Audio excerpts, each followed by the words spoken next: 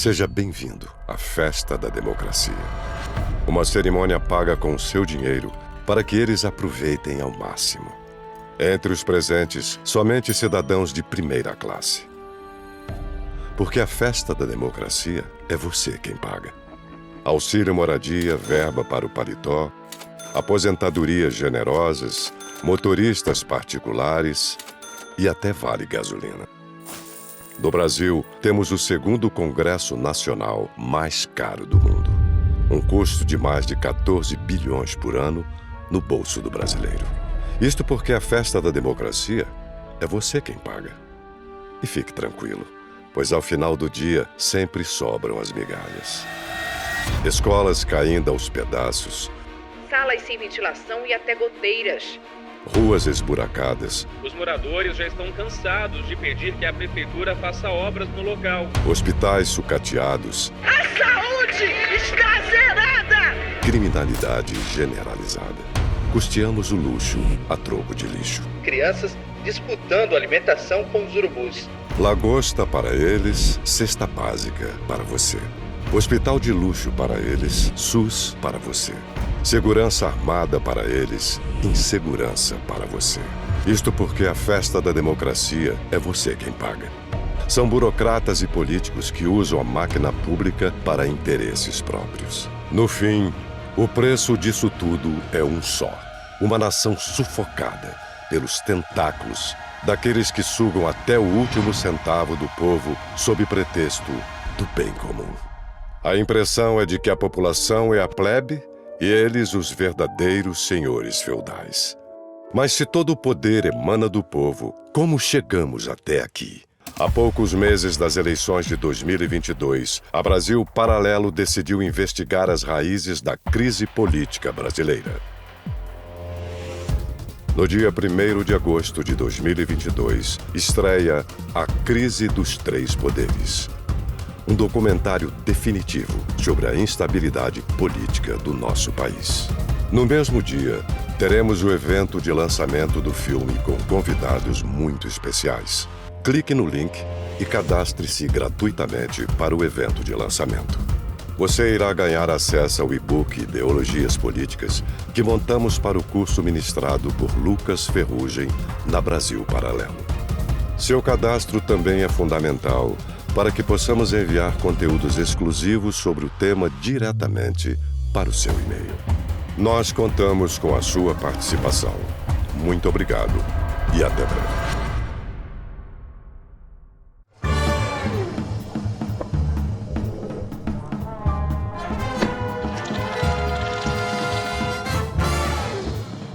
Começa mais um Conversa Paralela, o seu podcast favorito da Brasil Paralelo. Estou aqui ao lado do meu querido amigo, nós dois estamos combinando, inclusive combinando com o nosso tema. Arthur Morrison, boa noite. Caráter, né, Viemos a caráter, os dois de verde, bonitinhos, porque vamos falar sobre agronegócio.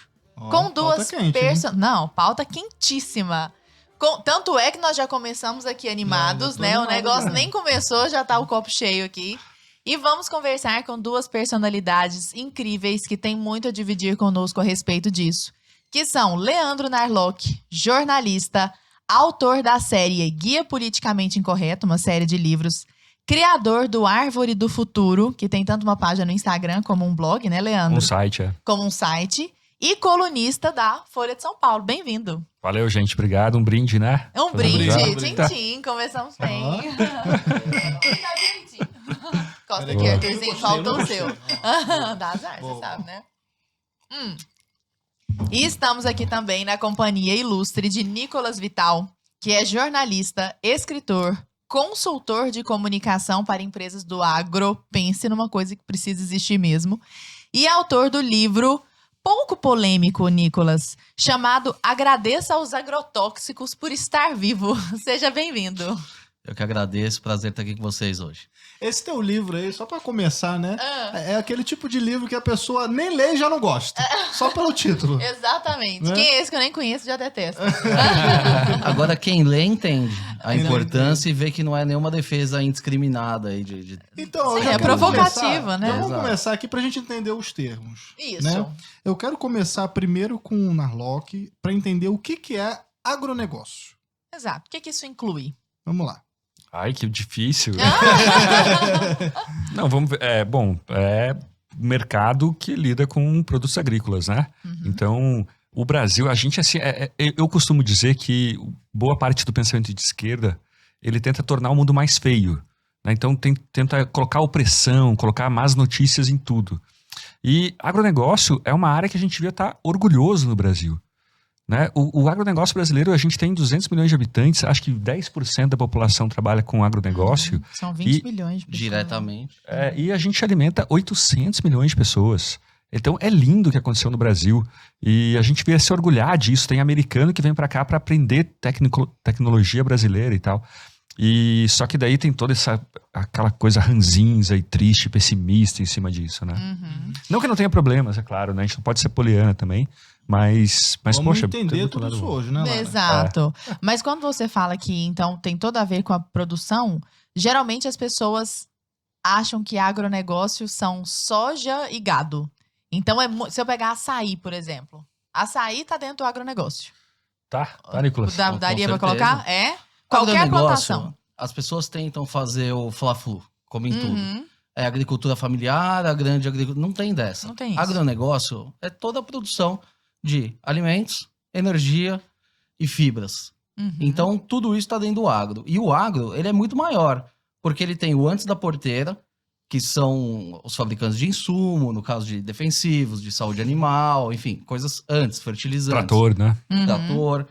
Tem o dentro da porteira, que aí é sim o produtor rural, de fato. E aí o Leandro citou um número, eu cito outro aqui. São 5 milhões de propriedades rurais no Brasil. Então, se a gente for demonizar todo produtor rural, é muita gente aí pra gente demonizar. É Muitas aquele famílias, né? microprodutor, né? E não importa. Tem o pequeno produtor de soja, tem o grande produtor de soja, tem o pequeno produtor de carne, o grande produtor de carne. Todos produzem. Então, todos estão no mesmo barco. Não tem dessa da gente querer dividir. A agricultura familiar é uma coisa, a agricultura profissional é outra. Não, todos estão no mesmo barco, todo mundo no fim do dia, produção de carne, por exemplo, todo mundo vende para o mesmo lugar, que é o frigorífico, que é o depois da porteira, né? Os processadores, que também fazem parte do agronegócio. Então, esse negócio que o agro é tudo, se você for ver, é tudo mesmo. A gente tá aqui de camiseta, é algodão, é agro. Tech, agro é pop. Pop não é. Mas Pop que, não é, mas que é tudo, é. Então, E pra gente continuar na terminologia, agrotóxico, por que desse nome? Ele é tóxico mesmo? então, se fosse o agrotóxico, seria algo que iria intoxicar o agro, e não é o caso.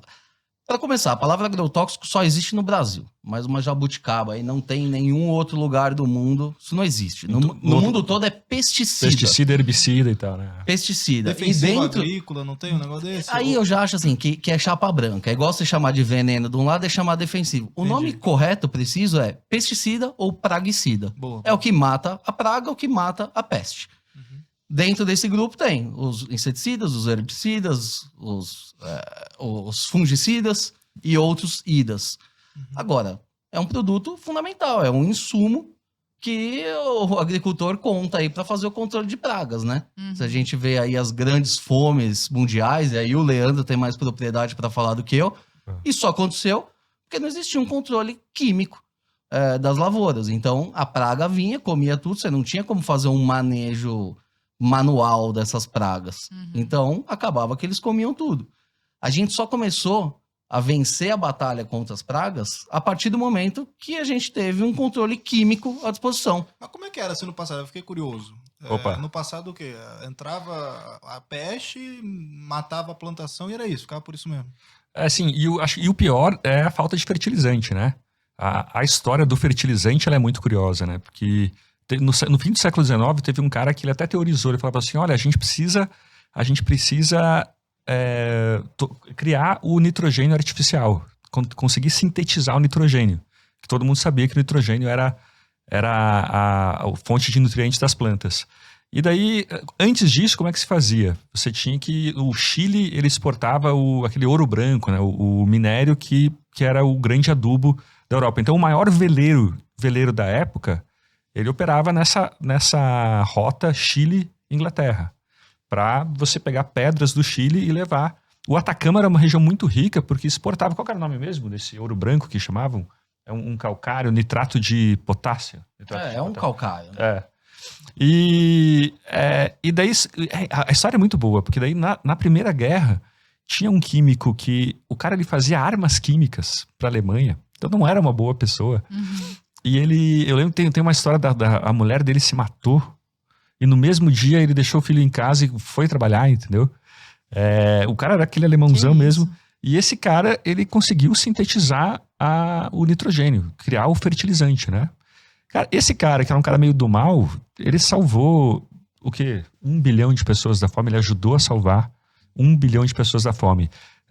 Em toda a época, 10 ou 15% da população, em todo o século, 10 ou 15% da população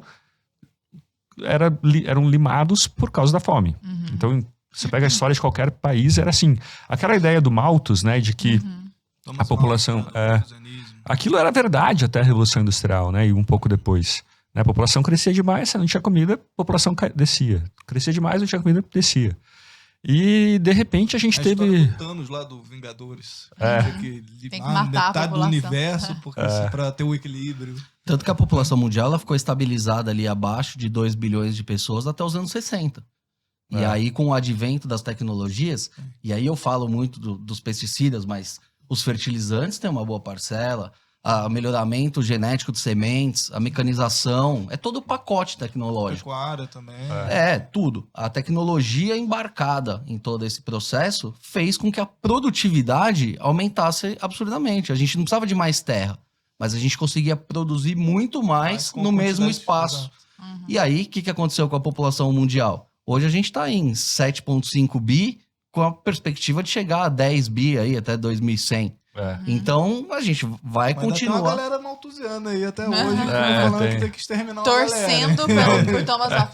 Agora dependendo do que acontecer, se tirar muita tecnologia, pode ser que aconteça.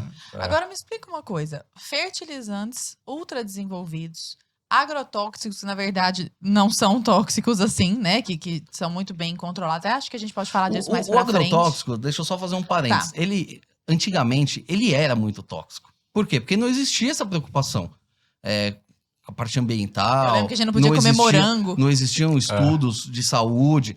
Antigamente, isso que eu tô falando, anos 60, até 70, o cara pulverizava ali a lavoura dele do lado do rio, chovia, escorria aquela cauda para dentro do rio, matava os peixes. E é verdade. Por quê? Porque os produtos eram realmente tóxicos.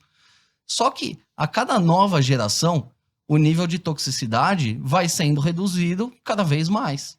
E os produtos hoje no mercado, eles são muito pouco tóxicos.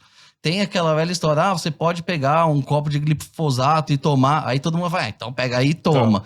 Ele não foi feito para tomar, mas de acordo com a ciência, se você tomar um copo de glifosato, não vai acontecer nada. Eu nunca fiz o teste, mas... Menos tóxico que café? Um rato, ele morre antes, ele morre com uma dose menor de café do que com glifosato. Entendeu? Com chocolate também, sal e várias outras assim. Que todo mundo fala, não, existem substâncias... Tô pensando que eu comi bacon no almoço, depois de tomar um café. Porque você precisa comer uma tonelada de bacon. É igual você precisa tomar uma tonelada de glifosato. Então tem lá os níveis de toxicidade e tal. Isso aqui é possivelmente cancerígeno. Um monte de coisa possivelmente cancerígeno. Mas aqui, você precisa...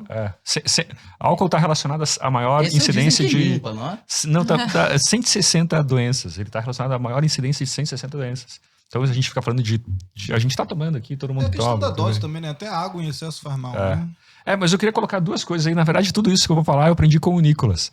Mas é bem interessante. Uma é assim, ó. Tem muito agrotóxico tentando ser aprovado no Brasil. Os japoneses, principalmente, não conseguem, porque não conseguem traduzir, não tem muito lobby no Brasil e tal. Como o Nicolas falou, uma empresa, como qualquer outra, ela tenta oferecer aquilo que ela tenta cumprir uma demanda da sua época. Então, nos anos 60, a demanda era agrotóxico eficiente e barato. Vai matar os peixes, vai matar dane-se. Que era o DDT, né? Que poupou milhões de vidas por causa da malária. O DDT acabou com a malária. Por isso que fala dedetização. É o DDT. Que já é proibido há muito tempo. E daí, E já hoje, qual que é a demanda do consumidor, de todo mundo? É coisa que funcione, claro, mas que tenha uma toxicidade menor. Deixa mais resíduo. Então a tendência é que novas substâncias que estão tentando ser aprovadas no Brasil, tentando chegar no Brasil, que elas sejam melhores que as atuais. Na real, tem até uma regra, né, da Anvisa que nada mais prejudicial pode ser aprovado se já tem uma coisa menos prejudicial no mercado. E daí eu não entendo por que a Camila Pitanga, por que tantos celebridades, essa moçada que grava vídeo e tal, é contra a aprovação de novos agrotóxicos, de novos pesticidas. Tipo, a gente tá, ao se opor, a gente acaba obrigando as pessoas, os produtores, a usar coisas piores. Gente, então, não é uma incoerência a Camila Pitanga ser meio contra o agro, não? Péssima. Ela estaria mais bem protegida, né? Eu tava pensando. Mas não faz nenhum sentido, porque esse povo reclama que o Brasil utiliza produtos banidos no exterior e tal, o que também não é verdade. Porque a gente pode chegar lá, porque não é verdade, não é porque baniu no lugar e usa aqui, é porque não existe demanda. Isso que eu ia falar, eu ia puxar já essa pergunta, que eu vejo uma narrativa, principalmente dos progressistas, né, contra o agro, contra, né, os pesticidas e tal, falando, porque olha aqui, tem X agrotóxicos aqui em uso no Brasil que não pode na Europa. São proibidos, sei lá, em qualquer outro lugar do mundo. Eu vou te dar um exemplo prático. O que acontece? Existem produtos que são necessários no Brasil, que faz uma agricultura tropical, que eles não são necessários na Europa. Por exemplo, produtos para cana-de-açúcar. A gente precisa ter um monte de produto para cana-de-açúcar aqui no Brasil e que não são aprovados na Europa, óbvio. Que não precisa. Aonde que eles plantam cana-de-açúcar na Europa? Eles não plantam cana-de-açúcar, então não precisa ter. Então, não é autorizado. Essa teoria, e não é que é proibido, né? É porque eles não solicitaram registro lá. Então, assim, tem um monte de produto para cana aqui no Brasil que não é aprovado na Europa. No bolo. Agora, vamos fazer a conta ao contrário. Tem um monte de produto para oliva aprovado na Espanha, em Portugal, que não é aprovado no Brasil. Então, a gente pode falar, a Europa usa tantos agrotóxicos não aprovados no Brasil. Então, é toda a questão da narrativa. Como que você conta essa história. E aí, só fazendo o gancho lá pro tal do pacote do veneno, né? Que eu quero falar sobre isso também. Ficam falando. Qual que é o slogan? Querem botar veneno na sua mesa. Quando, na verdade, é exatamente o contrário. Então, as pessoas falam que o Brasil usa produtos antigos, que o Brasil usa produtos não aprovados lá fora. Na verdade, eles usam banidos. Ok, então se isso de fato acontece, nada melhor do que uma lei que facilite a aprovação de novos produtos mais modernos, mais seletivos, menos tóxicos. E ninguém vai colocar mais veneno na sua mesa, eles vão sim te dar uma oferta maior. Uma maior diversidade. Maior diversidade. Não significa maior quantidade, né? Exatamente. E na verdade significa menor quantidade, porque os novos você precisa menos. Então, você vai dar uma maior oferta. É a liberdade para o produtor. Ou ele é o cara altamente tecnificado, ele vai querer aquele produto de ponta e tal, ele tem essa opção. Agora, o produtor menor ali, que tem uma dificuldade financeira, ele vai optar por um produto mais antigo. Tá ali à disposição para ele também. Então, não vai botar mais veneno na sua mesa. Porque o produtor, a última coisa que ele é burro. É porque, assim, defensivo é custo. Custa caro. O sonho dourado de qualquer produtor não... Imagina que mundo ideal. Eu tenho uma lavoura aqui, eu não uso defensivo nenhum, então economizo até 30% do custo de produção, e depois na hora de vender, ainda vendo mais caro porque é orgânico. Não é maravilha? Tá rolando. Eu queria tocar no Peraí, deixa só o Leandro dele. Não, eu tô cheio de coisa pra falar. Vamos lá. Vambora. Tá muito na moda, a moçada fica falando de isso é uma postura anticientífica, né? Isso é anticiência e tal. Mas e por que essas pessoas recusam a ciência na hora de falar, por exemplo, que agrotóxico e pesticida é colocar veneno no prato? A chefe Paola Carosella, por exemplo. Cara, para você aprovar um produto, uma atrazina, por exemplo, que é o agrotóxico mais usado no milho, o que acontece? Um toxicologista ele tem que ficar anos ou meses injetando a substância em ratos. Daí ele coloca 1 miligrama. Não acontece nada, coloca 5, coloca 10, não acontece nada, coloca 500 miligramas. Opa, a partir dali se desenvolveu um câncer, digamos. A maior dose que não oferece riscos, ela é dividida por 100. Então você pega 1% dessa maior dose. Nossa. E ali você tem a toxicidade para humanos. O IDA. Limite máximo de resíduos, né? E em português. Um desses, não sei se é a ingestão diária recomendada, tudo isso, né? Não, isso é muito bom falar, porque a galera de casa não tem... Eu, principalmente, não tinha essa noção. Então, e daí... A ingestão diária é aceitável. Na verdade, Isso. você tem o LMR, né? Que é o máximo de resíduos, e o IDA, que é a ingestão máxima diária que você pode consumir para o resto da sua vida. Isso que o Leandro falou é exatamente isso, é por 100, porque você divide primeiro por 10, que é a margem de segurança, e depois você divide novamente por 10, que é porque você tem variações entre indivíduos. Então, mas 100 vezes menor. Ou seja, a margem de segurança é imensa.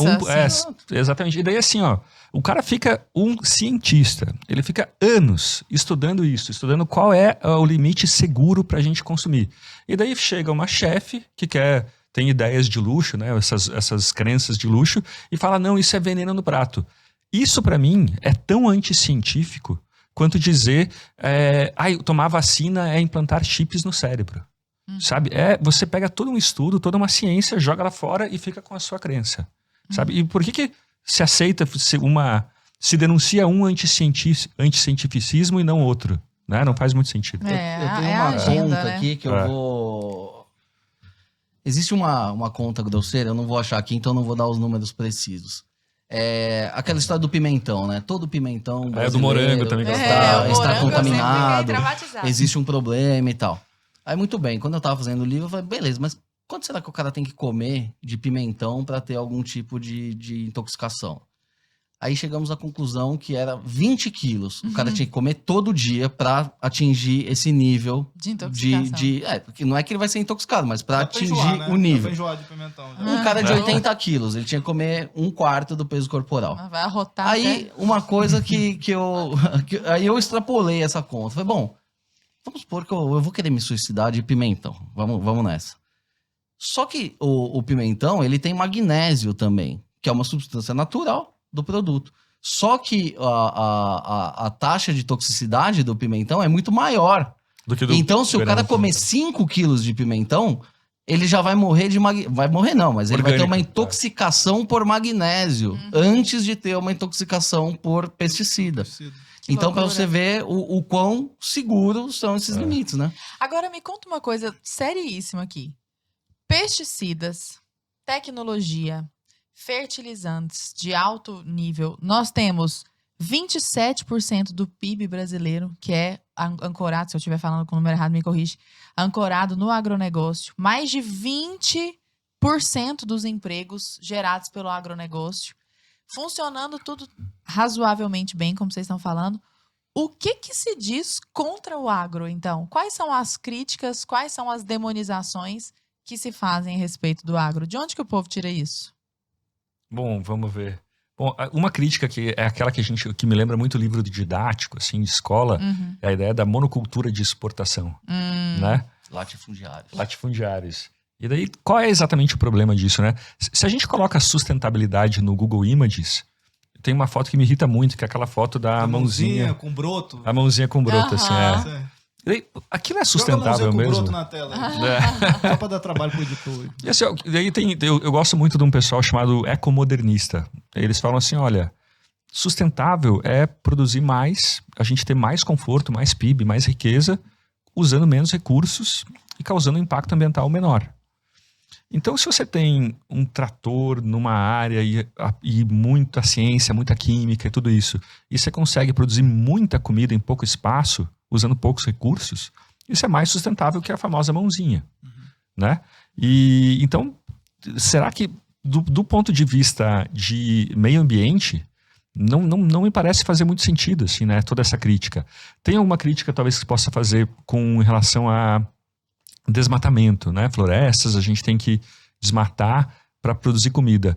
Mas olha só o que aconteceu com o milho. Esses dados são do livro do Nicholas. O ganho de produtividade do milho, de 1980 até hoje, foi de 480%. Eu fiz as contas a partir dos dados do livro do Nicholas. A gente poupou, se a gente tivesse hoje que produzir a mesma quantidade de milho com a produtividade dos anos 80, anos 80 agora, quando eu nasci. Você precisa desmatar muito mais. Precisaria de uma área do tamanho de Roraima e do Acre juntos. Meu Deus! Entendeu? Então, é lindo o que aconteceu, cara. Como a gente consegue... O arroz é impressionante. Se eu não me engano, a gente quintuplicou a produção de arroz e talvez até tenha mesma área, na mesma área. Não aumentou a área de arroz. Assim, tudo é produtividade. E ainda nessa questão ambiental, é importante destacar que o Código Florestal Brasileiro obriga os produtores a terem reservas legais dentro da sua propriedade. Sim. Então depende da região, né? No sul aqui é 20%, no centro-oeste 50%, e na Amazônia é permitido fazer agricultura desde que você deixe 80% de reserva legal. Para a pessoa que está dentro da cidade, vamos fazer uma conta assim, quem está aqui em São Paulo. Você compra um apartamento de 5 quartos, aí você tem que reservar 1 quarto, você tem que manter limpo, mobiliado, a tua faxineira vai ter que ir lá fazer a limpeza semanal dele ali, mas você não pode usar. É exatamente isso que acontece com o produtor rural. E eles cumprem isso. Porque existe a fiscalização. Existe, por satélite, é impossível, né? São mais de 5 milhões de propriedades, não dá para o fiscal bater de porta em porta. Mas eles conseguem observar via satélite o que está acontecendo. Então, o produtor rural brasileiro, ele é um grande ambientalista, na verdade. Queira ou não queira, ele é obrigado a fazer isso. Isso não existe em lugar nenhum do mundo. Na Europa não tem isso. Nos Estados Unidos não tem isso. Aqui a gente tem as plantações tem que respeitar ali os rios, tem que ter um distanciamento. Nos Estados Unidos não tem. Você pega o Google Images, olha lá numa fazenda, você vai ver. O rio tá aqui, a lavoura começa ali 30 centímetros depois. Então, é uma acusação infundada, que é mais quem não conhece mesmo. Porque quem já foi numa propriedade sabe. E o maior interessado em não destruir a terra, em não empobrecer o solo, é o produtor, porque é a vida dele ali. Se ele acaba com tudo hoje, na safra seguinte ele não vai ter o que plantar. A gente gravou, inclusive, né?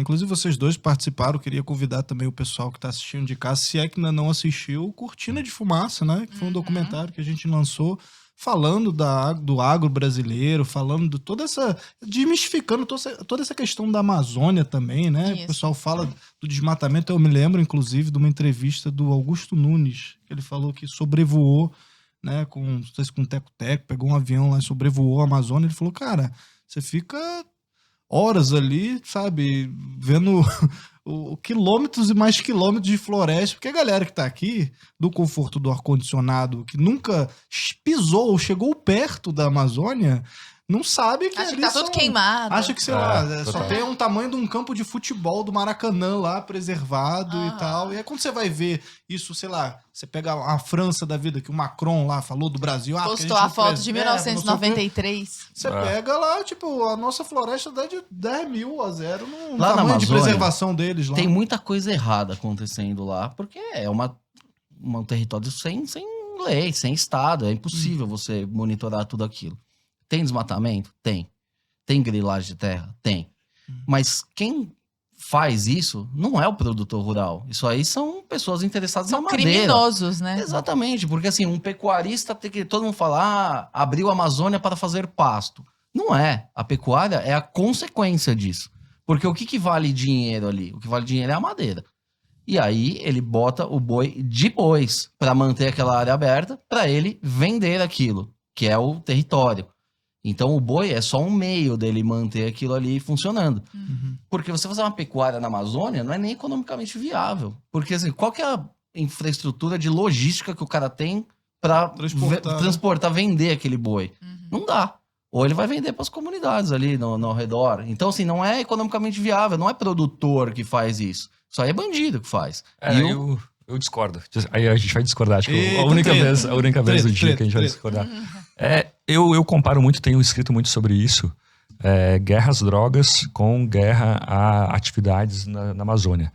Então, garimpo, por exemplo, né? Em vez do Greenpeace ajudar os garimpeiros a não usar mercúrio, eles vão lá e arrasa tudo, insiste com o governo para jogar bomba em todos os caras, queimar todas as balsas.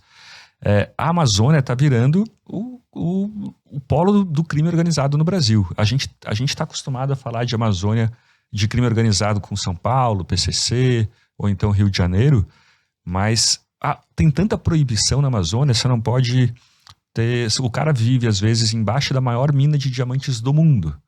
E a Marina Silva quer que ele cate açaí.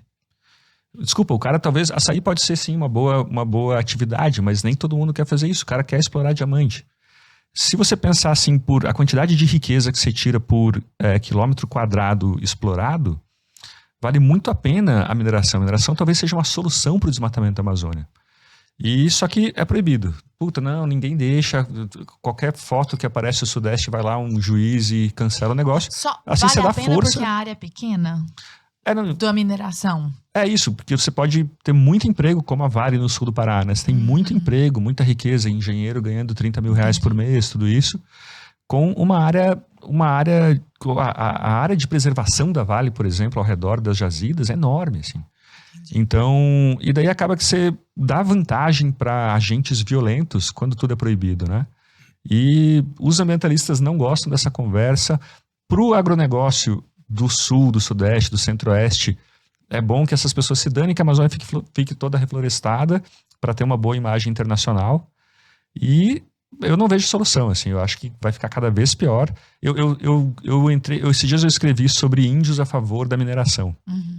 Até vocês podiam entrevistar aí, tem vários caras muito legais. Ótima sugestão. E daí vários começaram a me mandar o WhatsApp, cara, eu também sou a favor, também sou a favor, também sou a favor, também, porra, a gente já minera há 40 anos, por que é proibido e tal? A gente chegou a entrevistar alguns índios, inclusive, pro Cortina de Fumaça, né? O Parecis, né? Que, assim, trabalham com agro, que se sustentam através do agro e tal. E que até as entidades acabam proibindo, não deixa, porque o cara tem que ficar meio intocado lá na aldeia dele. Ele não pode, sei lá, ter uma panela de gente pra cozinhar, entendeu? Ele tem que usar uma panela de barro que quebra, que a comida estraga, o negócio. Sabe? E daí o que acontece hoje, assim? Chega lá um garimpeiro, chama o líder de uma tribo, fala, velho, eu vou te dar aí uma grana, tá? Você deixa eu minerar aqui. Toda a mineração, todo garimpo no Brasil acontece com a aprovação dos indígenas. Não tem essa de, o cara não sabia. Você faz ali uma negociação, dá uma grana pro cara, só que não é transparente. Pô, se o cara achar 2 quilos de ouro, o índio não vai ficar sabendo, não vai ter a parte dele. E daí, o resto da tribo fica na miséria, né? O cara meio que fica com dinheiro pra ele, o líder da tribo fica com dinheiro pra ele. Acaba que as meninas se prostituem pros garimpeiros, tem mendicância, tem droga, é o pior dos mundos, assim, né? Então... Porque é proibido, né? Então, se tivesse um pouco mais de pragmatismo, né, uma lei... Eu não sei se é Estado sem lei, mas excesso de lei, entendeu? Nesse caso, né? Mas você disse que a gente ia discordar? Você concorda? Assina embaixo. Na verdade, assim, você tem que dar usos pra terra. Como ali é muito terra de ninguém, cada um faz o que quer, sempre na ilegalidade. E produção rural mesmo, tirando ali o nortão do Mato Grosso, áreas do Pará... Acre tem um pouco, porque assim, são mais nas, vamos chamar de periferia da Amazônia, que você consegue fazer alguma coisa. Lá no miolão, você não consegue fazer nada, porque você não consegue escoar a tua produção. Então ali rola crime organizado mesmo. Isso que você falou do próprio produtor, né, daquela terra, do próprio dono daquela terra, ele é o maior interessado em preservar isso. Tem uma história que foi do dono da Johnson, né, que eles produziam ceras, né, de cosméticos e tal, e a cera vinha da árvore lá da carnaúba, né, que fica numa região da Amazônia e tal, né? E aí o produtor, ele já morreu, então ele veio aqui uns décadas atrás e tal, família, eles construíram um negócio e tal, e eles compraram uma parte, assim, da floresta, um pedaço ali, porque dali é onde extrai a matéria-prima do negócio do cara ali. E ele é o maior interessado em manter aquela floresta ali, porque se ele tivesse desmatado aquilo tudo, ele teria perdido o produto dele ali, né? Ô, Nicolas, eu queria que você desse pra nós, te pedir gentilmente, para que você nos desse uma aula de história no seguinte sentido. O Brasil hoje é chamado de o celeiro do mundo. Ainda é? É mesmo? É chamado de celeiro do mundo? E vai ser cada vez mais. E vai ser cada vez mais. Mas não era até poucas décadas, né? O que aconteceu ali da década de 70, eu imagino, para hoje, que o Brasil tenha se tornado esse celeiro do mundo? Que boom foi esse, que inclui, inclusive, Alisson Paulinelli? Comenta conosco. É um combo de educação, ciência e tecnologia. É isso. O que aconteceu? Lá nos anos 70, o Brasil era importador de alimentos básicos. Importava arroz, importava feijão, importava carne, ficava à mercê do dólar, aí tinha racionamento. Aí teve um momento em que, na época, eram os militares, né, no governo, eles falaram, bom, isso não vai mais acontecer, a gente tem que ser autossuficiente em comida, né? Então, o que eles fizeram? O maior programa de educação que se tem notícia no Brasil. Eles fundaram a Embrapa e eles mandaram 3 mil pesquisadores para os 4 cantos do planeta para estudar as melhores práticas, fazer doutorado, pós-doutorado, com a obrigação de voltar para o Brasil e aplicar todo esse conhecimento no Brasil. Isso o quê? 60? Década de 60? Começo dos anos 70, 72, a Embrapa 73. Fica ali, Seropé, de frente à Rural, essa Embrapa ali? Existem muitas Embrapas, né? Eu cheguei a estudar na Rural, eu lembro que tem uma Embrapa gigantesca ali na provavelmente a agroindústria de alimentos no Rio. Assim, a Embrapa está espalhada pelo Brasil inteiro, segmentado, né? Sim. Em alguns pontos específicos. Mas aí eles mandaram esses pesquisadores, os pesquisadores voltaram. Então o que aconteceu? O caso do Cerrado, por exemplo. O Cerrado era um deserto, ninguém queria aquilo lá. Mas aí um desses pesquisadores estudou o melhoramento de solo. Então o cara foi, aplicou ali no Cerrado, viu que dava para produzir bem ali. Aí o outro foi estudar soja nos Estados Unidos, que antes a soja só dava lá no Rio Grande do Sul, precisava do frio. Eles tropicalizaram isso. Opa, já com esse solo bom, com essa semente boa, já dá para eu plantar aqui. E isso aconteceu com muitas coisas. Então, melhoramento de uva, melhoramento de, enfim, todo tipo de fruta, coisas que já existiam no Brasil foram melhoradas também. E isso começou a aumentar a produtividade, que é a palavra-chave. Produtividade, é produzir mais no mesmo espaço. Então o Brasil começou a produzir mais, porque assim, o Brasil, ele é abençoado, porque a gente tem terra, a gente tem sol, a gente tem chuva, a gente não tem neve. Então assim, no hemisfério norte, eles conseguem plantar metade do ano, a outra metade do ano eles estão embaixo da neve. E nem tipo vulcão, no Brasil, terremoto, a gente, catástrofe. É aquela história que produz 2 a 3 safras por ano. Por quê? Porque a gente não tem essa quebra. Uhum. Nossa, então realmente negócio... E hoje o Brasil, inclusive, é visto como uma potência tecnológica dentro do agronegócio. Tecnologia tropical, né? Porque no mundo todo a agricultura é feita no hemisfério norte, no frio. Uhum. E não é a mesma tecnologia que a gente usa aqui no Brasil. Aqui a gente precisou da Embrapa, precisou de outros institutos de pesquisa para tropicalizar todas essas tecnologias. Então hoje o Brasil domina tudo isso. E qual que é a próxima fronteira? É o Brasil exportar essas tecnologias para a África, porque a África é muito parecida com o Brasil. Entendi. A gente aprende no colégio, você falou um negócio, me relembrou assim, uma matéria do colégio que a gente aprende, né? Acho que todo mundo já ouviu esse discurso de tipo, o Brasil é um país subdesenvolvido porque a gente não foca, sei lá, na tecnologia, a gente foca no agro, na pecuária. Exportar matérias-primas. Isso, e aí, tipo, você pega um Japão e, pô, o produto lá deles é tecnologia, aquela coisa, as indústrias e tal. Isso é injusto de falar do Brasil? Olha só, vamos pegar os melhores países do mundo. Canadá, exportador de matérias-primas, de minério. Austrália, exportador de minério. Pouquíssimas indústrias, né? Talvez até tenham tido no passado, mas não agora, assim. Tem esse mito de que um país, para ele enriquecer, ele precisa se industrializar. Mas não, na real, ele precisa aumentar a produtividade em todos os setores. Seja na indústria, a produtividade na indústria de carros, por exemplo, do Brasil é muito baixa, né? Então, porque o mercado é muito fechado e tal. Mas se a gente aumentar a produtividade no campo, em todas as áreas, isso é ótimo, né? E um não deixa de acontecer, porque o outro tá crescendo, né? Pois é. E qual que é... Tem uma mágica muito legal, assim, da produtividade, né? Por exemplo, imagina uma professora de piano.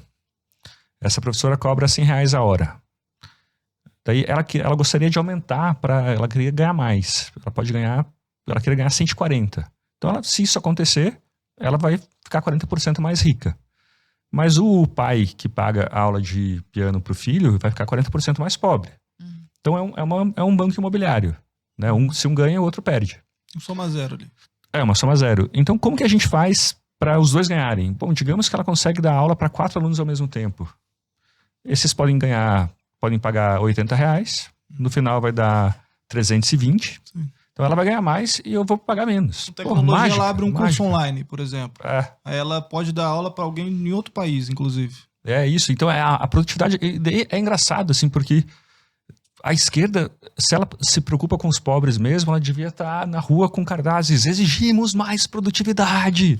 Só que você começa a falar desse assunto, as pessoas começam a bocejar, entendeu? Fala, puta, que assunto chato, velho. Produtividade. Tá. E essa questão também que o agro concentra a renda é um grande mito, né? Porque quanto mais tecnologia você adiciona no agronegócio, mais você qualifica o emprego no campo. Você vê aí a questão dos cortadores de cana. Proibiu-se a corta manual, né, da cana. Milhares de pessoas vinham do Nordeste todo ano para cortar cana e tal. Tudo bem, você vai ter menos empregos, mas os empregos que existem agora são para operadores de máquinas agrícolas. Máquinas que custam R$1 milhão cada uma. Então, em vez de você ter um cara que vai ganhar hipoteticamente R$10 por dia, você vai ter um trabalhador Qualificado. CLT ganhando 5 mil. E não é um. Você vai ter vários, porque essas máquinas, elas cobrem um espaço limitado. Você precisa ter muita máquina. E essas máquinas geram uma produtividade gigantesca. Então, assim, as coisas vão mudando, mas você vai qualificando a coisa. E você vê hoje que os municípios brasileiros que mais crescem em termos de IDH e tal, são os grandes polos agrícolas. Você pega lá no oeste da Bahia, no Mato Grosso. Não, o Mato Grosso é uma revolução, né, cara? A riqueza que de repente surgiu do meio. Você vai nas cidades, assim, Lucas do Rio Verde, Sorriso, parece que você tá no primeiro mundo. Cidade toda organizada, toda planejada. É uma renda per capita altíssima, muito acima da média brasileira. Todo mundo vivendo bem, você não vê gente na rua pedinte, porque tem oportunidade para todo mundo. Então, mas sobre essa história do trator e tal, a gente também aprendeu isso nos livros didáticos, né? De que a mecanização do campo fez as pessoas se mudarem. Perderem emprego. Também. De fato, isso aconteceu. Tem um problema aí de destruição criativa e tal, né? É difícil se adaptar e tal. Mas daí o Milton Friedman ele falou assim, porra, assim, se trator causa miséria, então em vez de enxada, vamos dar para as pessoas colheres. Essa é muito boa, né? Assim vai gerar muitos empregos, entendeu? Se as pessoas tiverem que cavar e arar o campo com colheres, vai ter muitos empregos. Mas aí você tem que pagar muito pouco para cada uma, né? Porque a produtividade é muito baixa, né? É igual quando falam que, sei lá, a tecnologia, a internet veio para acabar com os empregos que antes existiam e tal. Mas hoje você tem operador de drone, cria outro. Cria um monte de que vai outros. operar um software que não existiam, né? Agora, vem cá, com todo esse desenvolvimento do Brasil, que se iniciou ali, como o Nicolas bem comentou, existem líderes mundiais que estão incomodados com isso? Pois é. Assim, Momento treta. Eu preciso dizer que o Bolsonaro, no primeiro ano de governo, que estava ali, aquela lua de mel com o eleitor e tal, ele botou o alvo no peito, né? Então, ele chegou a dizer que ambientalismo era coisa de vegano. Entendeu? Eles davam uma ridicularizada aí nisso, né? E daí acabou que isso prejudicou muito. O Brasil tinha um soft power, assim, né? Uma ideia de que, porra, o Brasil é um país legal. Você falava Brasil em outros países, tinha um sorriso e tal. E daí tem muita injustiça, assim, né? Com o que se faz, mesmo com esse governo, em relação ao meio ambiente, mas parece que ele ajudou um pouco, né? Então, não sei se você Mas concorda. é uma ameaça, o Nicolas? O fato de o Brasil ser um produtor tão grande, por exemplo, de soja, ameaça um cara como o Macron, por exemplo, que falou que a Amazônia estava inteira pegando fogo ali. Não ia comprar de mais repente, soja. ninguém nunca mais falou disso, todo mundo caladinho. Leonardo DiCaprio postou uma foto lá de 1998, Que nem era da Amazônia. nem era da Amazônia. O Macron também. Que raio de Cristiano treta Ronaldo é essa? postando foto do sul. É uma questão de Pantanal, protecionismo, no sul, né? pegando O Brasil está crescendo, o Brasil tem condições muito favoráveis. O Brasil é muito competitivo nessa questão do agronegócio.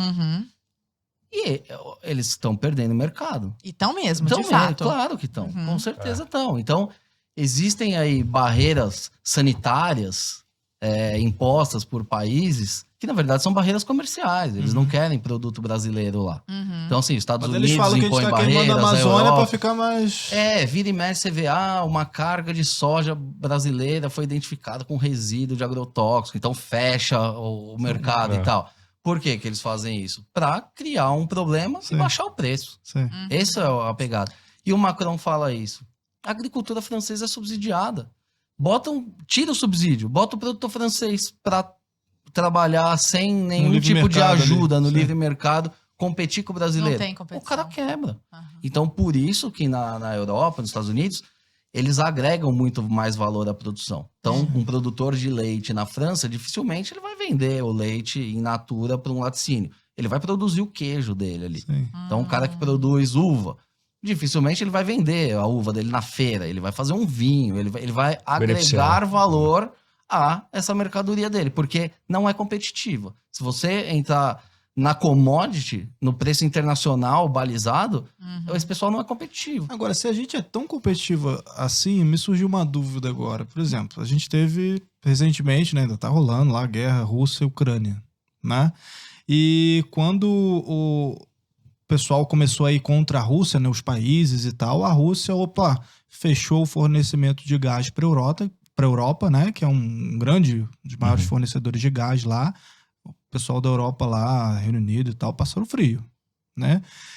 Jogando para uma perspectiva aqui do Brasil enquanto celeiro do mundo, vocês acreditam que, sei lá, numa potencial guerra e tal, isso é levado em consideração também, tipo, cara, cuidado, vamos ver com o Brasil, talvez não vamos invadir ali, ou não vamos se meter muito com o Brasil, porque pode atrapalhar o fornecimento de alimento no mundo, ou nada a ver? Não sei. Você entendeu um pouco? O Brasil é um país pacífico, né? Esse é um problema que a gente não tem, ainda bem. Assim, um grande lance, vários filósofos iluministas diziam que o comércio é uma força pacificadora, né? Porque se você precisa entregar um produto, que você produziu alguma coisa, uma pessoa quer comprar, você precisa ter paz até nesse caminho para entregar o produto para alguém. Você tem que ter uma segurança, uma previsibilidade e tal. E além disso, assim, o grande lance do comércio é que se eu quero extrair riquezas tuas, eu quero essa xícara branca, eu quero ela para mim. Eu posso agir com violência. Mas talvez um jeito mais barato de fazer isso é falar, olha, eu tenho uma xícara preta, você não quer trocar? Tipo, eu faço o que eu sei fazer melhor, você faz o que você sabe fazer melhor e depois a gente troca os excedentes. Né? Então, o comércio é um jeito de você extrair riquezas do outro de uma forma pacífica, né? De uma forma que os dois se saem bem e tal. Sim, todo mundo sai ganhando. E então acho que não vai ter isso. E daí tem uma polêmica que acho até que os deputados proibiram, que tinha uma ameaça de que os chineses estavam comprando muitas terras do Brasil e tal. Os estrangeiros, né? Os estrangeiros vão ficar donos das terras brasileiras. Eu acho ótimo, cara. Eu acho muito bom, porque se tiver, qual chinês vai querer invadir o Brasil e bombardear suas próprias terras aqui, entendeu? Ou americanos. A Companhia de Água de Londres, ela não pertence aos ingleses. As companhias, os aeroportos também não. E empresas de mídia também não. Então eu não sei por que a gente tem que ter... Quanto mais interdependente for, acho que menores os incentivos para se atacar o país. Entende? Legal. É engraçado essa questão que o pessoal proibiu a compra de terras por chineses. Aí o que eles fizeram? Eles compraram muitas empresas do setor de insumos e as tradings. Então, se eles quiserem, eles podem brecar o fornecimento de insumos básicos, semente, fertilizante, tá tudo na mão deles, defensivos. E depois das trades. Todo produtor, para quem não sabe como funciona, o produtor de soja, ele não pega o saco de soja e sai vendendo na feira. Ele entrega para uma trade, uma dessas grandes empresas. E se você entrega para ela... trade? Só para explicar para galera. Trading é a empresa que coleta os grãos, né? Vamos dizer assim. Mas é o quê? O que ensaca? Sei lá. Não. É o que recebe. É tipo uma bolsa de valores, assim, né? Ele recebe tudo.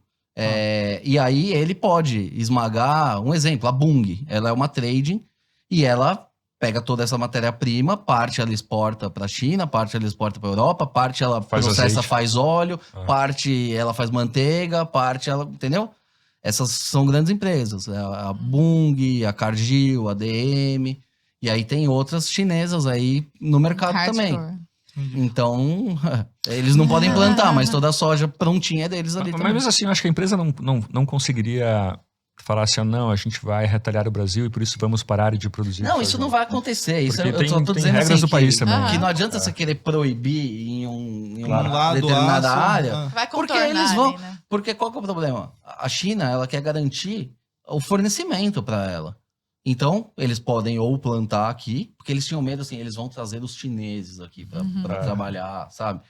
Mas eles querem garantir o fornecimento. No fim do dia é isso, eles querem soja em quantidade, em qualidade, num preço razoável, com segurança de entrega, de abastecimento. Não, soja pastor de Então aí o cara pegou É. e comprou a trade, aí ele já compra direto do produtor, tá ali, ele faz o que ele bem entender com aquela soja, no preço que ele combinou com o produtor.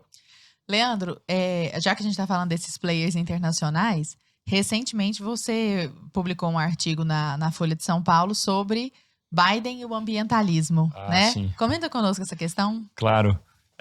Então, o Biden, no primeiro dia de mandato, nossa, eu fiquei pensando sobre isso. Sabe, tem até aquela meme do cara que tá à noite dormindo, assim, pensando, não. Eu fiquei exatamente como esse quadrinho.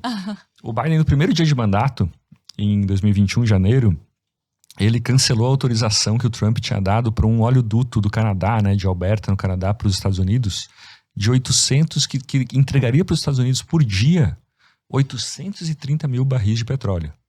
O equivalente, né?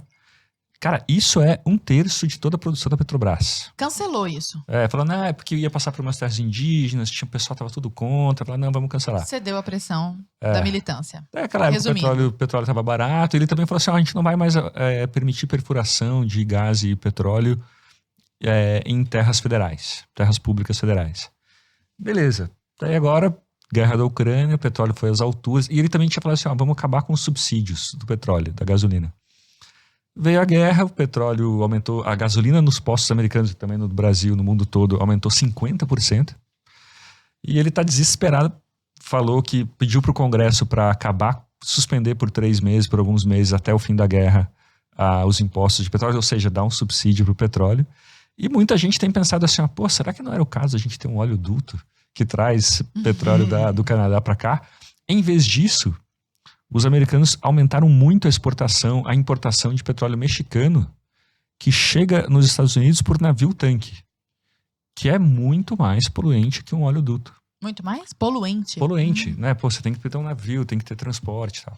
Tem que ter queimar energia para o navio. E daí, para mim, isso é um dos tantos tiros no pé dos ambientalistas, né? Que você tem um voluntarismo, né? Aquela ideia de que a minha vontade é suficiente para mudar o mundo, para mudar o rumo dos acontecimentos. Mas não é, sinto muito, você pode, Vila Madalena, Leblon, podem querer que a Amazônia seja uma Nárnia, assim, né? Um paraíso e tal, mas, cara, as pessoas moram lá, elas querem ter outros desejos diferentes dos seus e tal. A mesma coisa com o Biden, assim.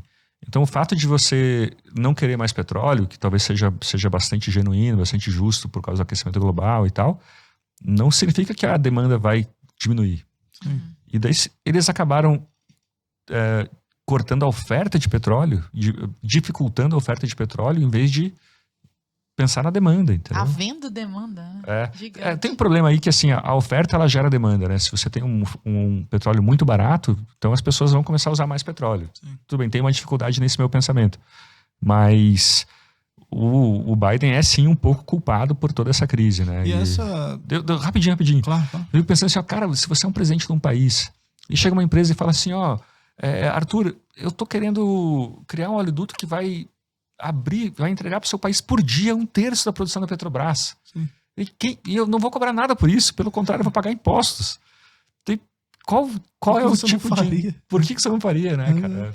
Você tá falando, não deixa de ser uma hipocrisia também, né? Porque aí acaba necessitando do navio que polui muito mais, né? Eu me lembrei do caso da Greta, nossa querida Greta Thunberg, que quando foi lá, saiu da Europa lá para poder ir nos Estados Unidos no fórum, não sei se foi no fórum de Davos, ela foi palestrar em algum desses fóruns aí, e aí ela falou que não iria de avião, porque o avião polui, só que ela foi num barco, a vela, não sei o quê.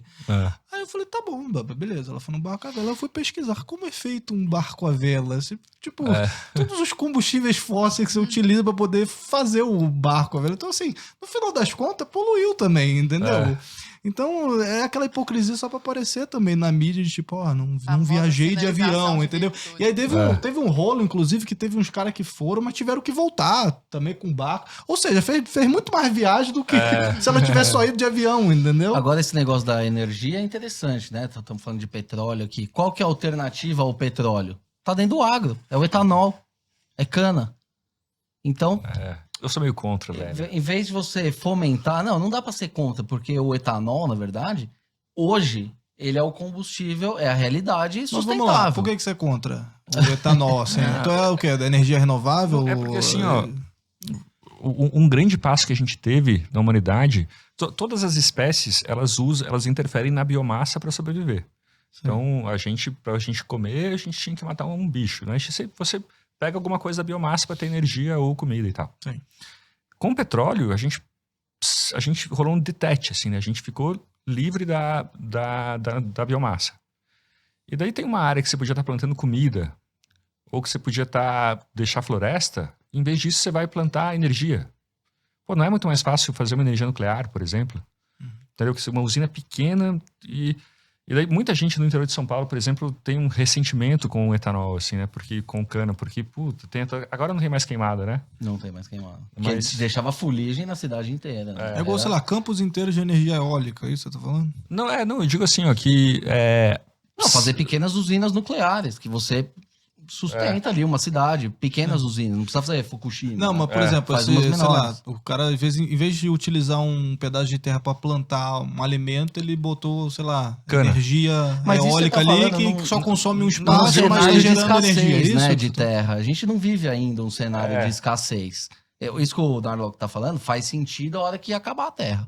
Mas a gente ainda tem um potencial monstro aí Pra explorar, para assim. aumentar a produtividade sem derrubar nada. Sim. A gente tem aí mais de 50 milhões de hectares de pastagem degradada, degradado. que já tá aberto. E você pode plantar comida nisso. Então, assim, precisa de 40 tecnologia. milhões de hectares. Mas é muita terra. É muita terra que dá pra gente fazer isso. Mas hoje a gente tô me apegando exclusivamente no discurso ambiental, de emissões e tal. O pessoal fala, o carro elétrico. O carro elétrico, ele não é nada sustentável. Se você pegar lá desde a produção desses carros, o que você vai fazer com essas baterias? O descarte dessas baterias. Não tem uma tecnologia pronta hoje para reciclar tudo isso. Não, depende. Para mim, o grande problema é de onde vem a energia. Por exemplo, na Alemanha... É do carvão, né? Na Alemanha não é ridículo você ter um carro elétrico, porque a energia que abastece aquele carro elétrico, ela vem de uma termoelétrica a carvão mineral, entendeu? Que É o carro movido a carvão. O carro é movido a carvão, entendeu?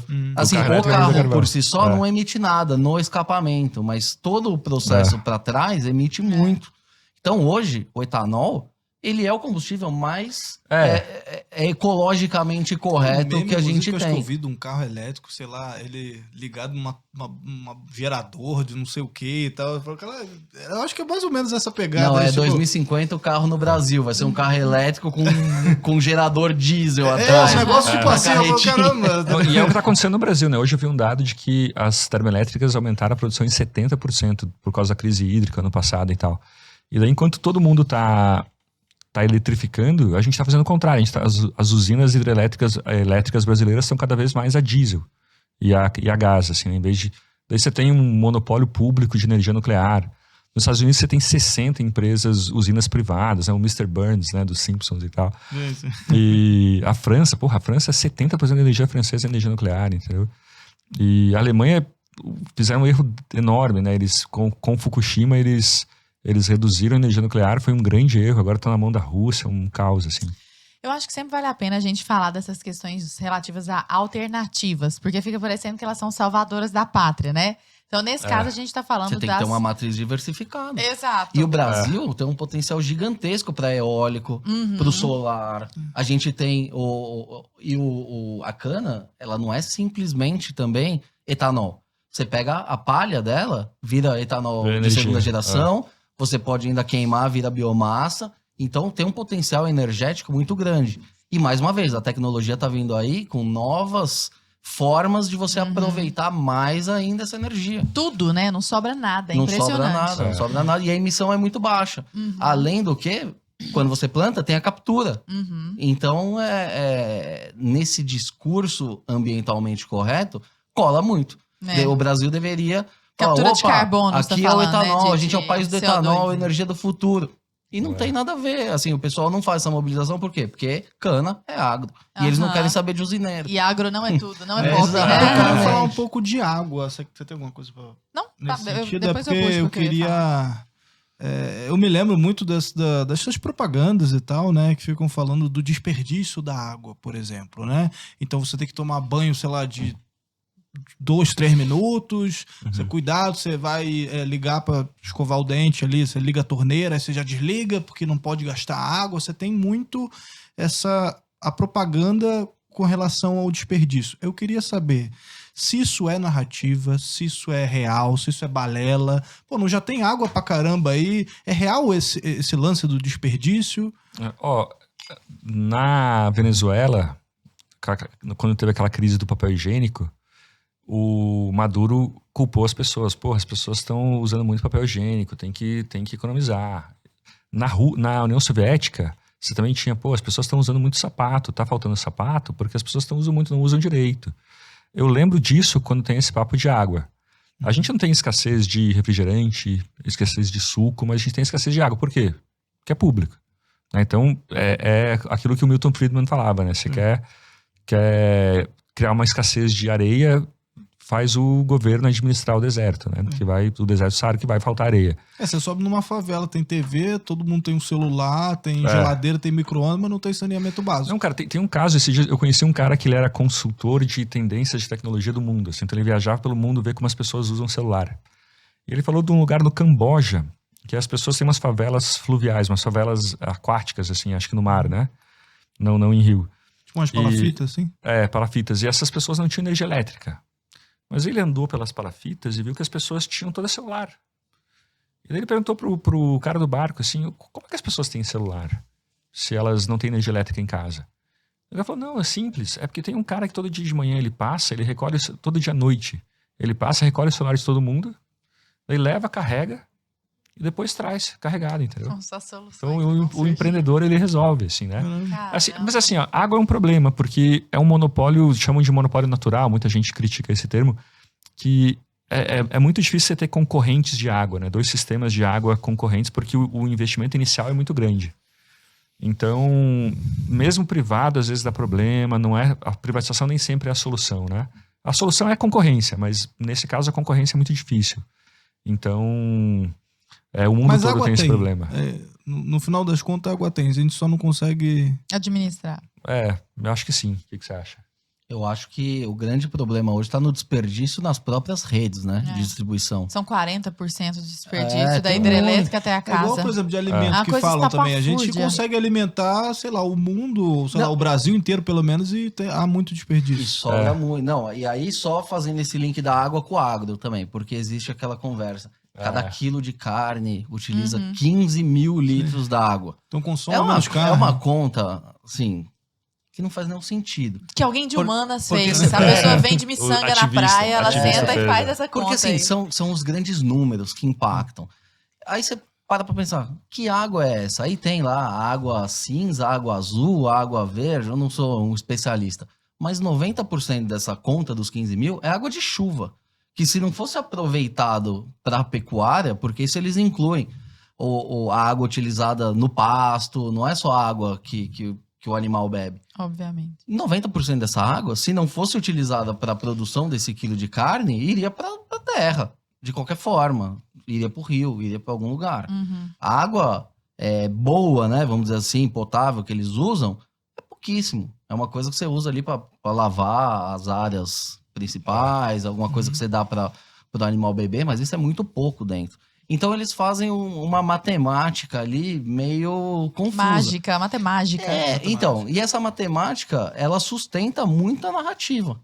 Tanto do 15 mil litros d'água são números que impactam. Cada brasileiro ingere Você tem 5 leis, litros de agrotóxico. Você Isso tem é leis, bizarro. inclusive, que você pega condomínios não podem utilizar a água para lavar calçada, essas coisas assim, tem que reaproveitar e tal.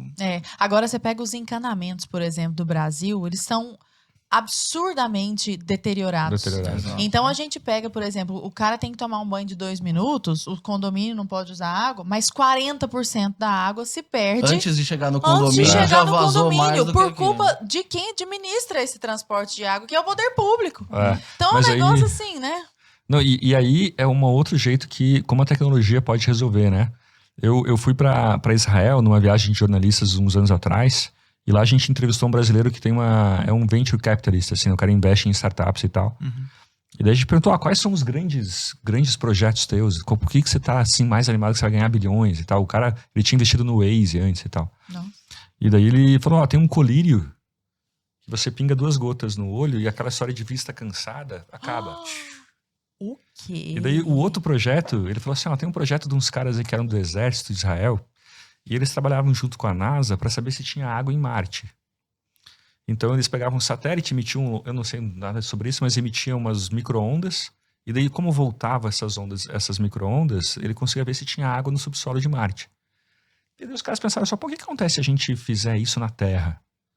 Daí eles montaram uma empresa que já está no Brasil, está fechando contrato no Brasil, que chega para uma cidade tipo São Paulo e fala assim, olha, em 2 horas a gente te fala quais são os 1000 maiores vazamentos da sua rede de água. O quê? Gente, Porque o Israel cara- é muito à frente, né? Mas então é lindo como a tecnologia resolve isso, assim, né, cara? Muito legal. Que louco. Você tem acho que é Boyan Slam, é um rapaz assim que ele ficou muito menos famoso do que a Greta, porque a Greta, nessa questão midiática, ela tomou a fama reclamando, falando que, sei lá, o mundo está acabando e tiraram a infância dela, tiraram as férias How dela e dare tal. you? How dare you. Essa história também é antiga, né? Mas Lembra tem o Al Gore, falando, Mas não, tem não um ia chegar. rapaz que ele, através da tecnologia, ele começou a limpar os oceanos, né? Por conta daquela questão do plástico, né? Que muito se falou do plástico e tal. Então ele começou a limpar com tecnologia os oceanos, né? Com umas boias, uns negócios lá que ele fazia sim. que ele fazia uma limpeza, assim. Eu vi isso na árvore do sem- futuro. Um garoto, né? Isso, é um garoto Acho que ele tem e tal. 17, 19, é É muito um novo. jovem, assim, tipo, prodígio e tal, e quase ninguém fala dele. Só que ele fez algo pra poder limpar a situação através da tecnologia. Mas a imprensa né? quer saber de notícia ruim. Notícia boa não vem em jornal. E Agora, falando de plástico, você não tinha uns negócios pra gente... Vamos falar um pouquinho de plástico, só pra... eu tenho outras Eu queria- coisas pra falar, mas não, vamos então lá, não, então. então É. vamos. É porque eu queria chegar nas tartaruguinhas, pô, do canudinho. Então chega nas de tartaruguinhas, depois a gente fala do que eu quero falar aqui. Entendeu? Vai lá, fala aí das Não, tartaruguinhas. isso é uma então. propaganda aqui. Eu sei que o assunto é mais agronegócio, mas acho que o pessoal vai se interessar também. A gente fez no Árvore do Futuro, quem quiser seguir no Instagram, @Árvore do Gente, Futuro. rapidão. É porque o Leandro é muito humilde. É muito legal essa página. Quando eu descobri que era ele que tava por trás da Árvore do Futuro, O eu fiz um plot twist. pequeno escândalo aqui. Porque eu falei, o quê? É muito legal essa página. É muito legal. Para o que você tá fazendo agora. Dá pausa Presta no atenção, vídeo. é muito legal. Pega seu celular, digita @Árvore do Futuro. Você vai ficar chocado porque é Red Pill atrás de Red Pill. Escutou? Árvore do Futuro, tá? O que eu tô ganhando pra falar isso? Nada, Muito tá? fã. Vou te muito contratar, bom. vou te contratar. Tá precisando, né? Não, porque aí segue lá a Árvore do Futuro, todo humilde. Assim, pô, segue agora. Mas o que eu ia falar? Qual que era o assunto? Do plástico, pô. Vamos lá. Sim, então a gente fez um policy paper, assim, um estudo sobre, afinal, o que é mais sustentável, sacola de papel ou sacola de plástico, né? E daí assim, sacola de plástico tem um problema grave de lixo, né? A gente olha, às vezes, você olha pela janela de um prédio e tem sacola voando. Mas o problema da sacola de plástico é que ela é uma coisa muito boa. Ela é tão boa que a gente usa ela demais. Ela pesa 1 grama e ela suporta 5.000 vezes o peso dela. Né? Ela é impermeável, ela é durável, você pode usar várias vezes, é o produto perfeito, assim, né? Ele é tão bom que a gente usa muito e isso sim é um problema. Mas aí assim, critérios ambientais, a gente pensa em lixo. Mas, cara, existem 8 critérios ambientais, pelo menos. Você tem acidificação, tem impacto em lençol freático, tem emissão de carbono. E daí a gente citou nesse policy paper vários estudos assim da Inglaterra, da Escócia, da ONU, um brasileiro, comparando em diversos critérios ambientais papel e plástico. E fora o lixo, fora o risco de lixo, todos os outros, o plástico é muito melhor. Para você carregar a mesma quantidade de um caminhão de sacolas de plástico, você precisa de 6 caminhões de sacola de papel. Então, mais poluição, mais caminhão na estrada, mais caminhão sendo produzido, né? Então, e daí assim, tem essa aura de que o papel ele é bio, né? Tem o Taleb, ele fala, o ensaísta, né? O Nassim Taleb, sim. ele fala que para você deixar qualquer coisa mais bonita, você coloca neuro na frente. Então, psicologia, neuropsicologia, né? Economia, neuroeconomia. E isso também acontece com bio, né? Qualquer coisa você coloca bio na frente fica melhor, assim, não é bio e tal. Mas será que o papel que ele é biodegradável, será que ele é melhor mesmo? Então a gente faz um estudo lá bem criterioso, assim. Os fabricantes, tanto de papel quanto de plástico, os dois puxam a sardinha para o seu lado, né? A gente fica meio em cima do muro, dependendo da cidade. Se você tem uma cidade que é perto da praia, que tem o risco da tartaruguinha, e o manejo de lixo é muito ruim, talvez seja melhor usar papel. Mas em outros casos, como São Paulo, é melhor usar plástico. Então, quem quiser dar uma olhada, é só botar o e-mail que recebe o estudo por e-mail. É isso. Olha, que ótimo isso. Legal. Você botou o link na sua bio? Não? Tá na bio do Árvore do Futuro. Na sua bio. Bio sozinho já funciona. Bio Boa, Nicolas, bio Leandro, bio Arthur, bio Lara. A gente acabou de ganhar uns pontos na escala da militância. Não, e você vai tomar aqueles canudinhos de papel, pô, horroroso aquele negócio, aquele copo Não, de... E você precisa São de só três. três, É exato. pior que a E aí tomada você de 3 compra- pinos. E aí então. o canudinho de Exato. papel vem envolto num saquinho plástico. Aí vai entender. No cinema eles já entregam 3 canudos. Já que adianta, gente? Antes usasse um, né? Não, ridículo. Gente, a gente tava falando dos players internacionais como países, né? Assim, a França, os Estados Unidos, o Canadá e tudo mais. Mas existem alguns players que sozinhos ajudam muito a influenciar a opinião pública e a mudar o rumo das coisas, né? Às vezes eles são muito fortes.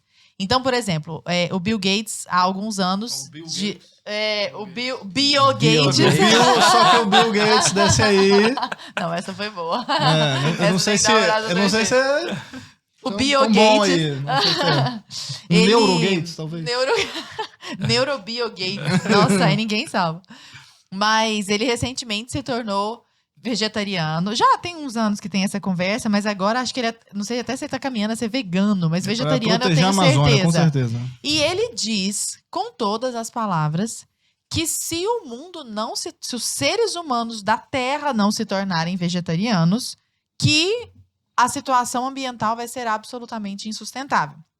E coincidentemente, assim, eu achei de uma coincidência maravilhosa, ele tem uma empresa de produção de carne vegana. Ele né? é um dos maiores proprietários de terra dos Estados Unidos. Um dos maiores proprietários de terras dos Estados Apenas uma Unidos. pequena coincidência. E eu queria saber Parênteses. que tanto de verdade que tem nisso que ele tá falando, dessa questão da produção de carne ser a derrocada da história da humanidade. E essa é a primeira pergunta. Então, se tem verdade nisso de fato, Nicolas? E se ele continuar batendo nisso, água mole em pedra dura, ele e outros militantes, por exemplo, uma ativista fortíssima que tem uma marca vegana, inclusive tá na bio dela do Instagram, é a Anitta. Ela é uma ativista muito forte em prol do veganismo, vegetarianismo, sei lá.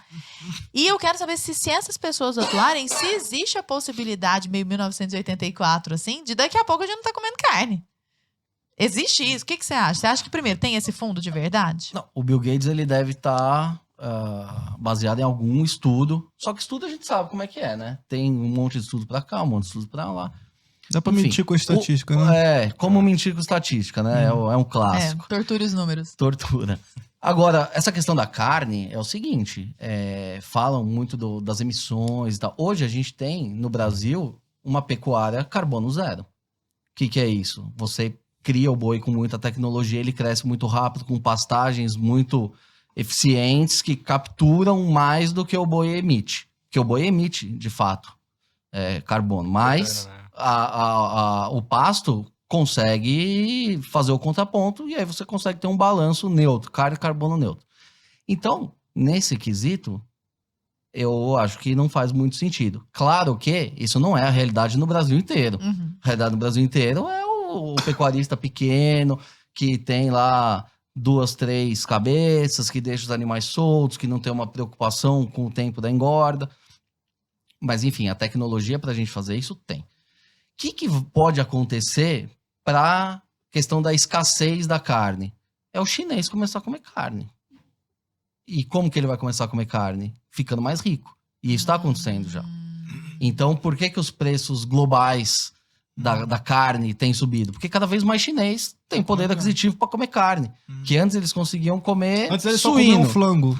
Flango e suíno. Tá Essa eu engraçado pensei hoje. agora. Ele Ah, não engraçado. segura. Obrigado. Agora eles estão começando a comprar carne do Brasil, inclusive. Então, Agora eu tenho uma denúncia. Você tá falando de carne e tal, dessa galera vegana. Eu tenho uma denúncia pra fazer você que tá aí de casa, entendeu? Se tiver algum vegano me assistindo, ó, tudo bem, você pode comer a sua soja aí, mas não vai chamar de hambúrguer pra cima de mim.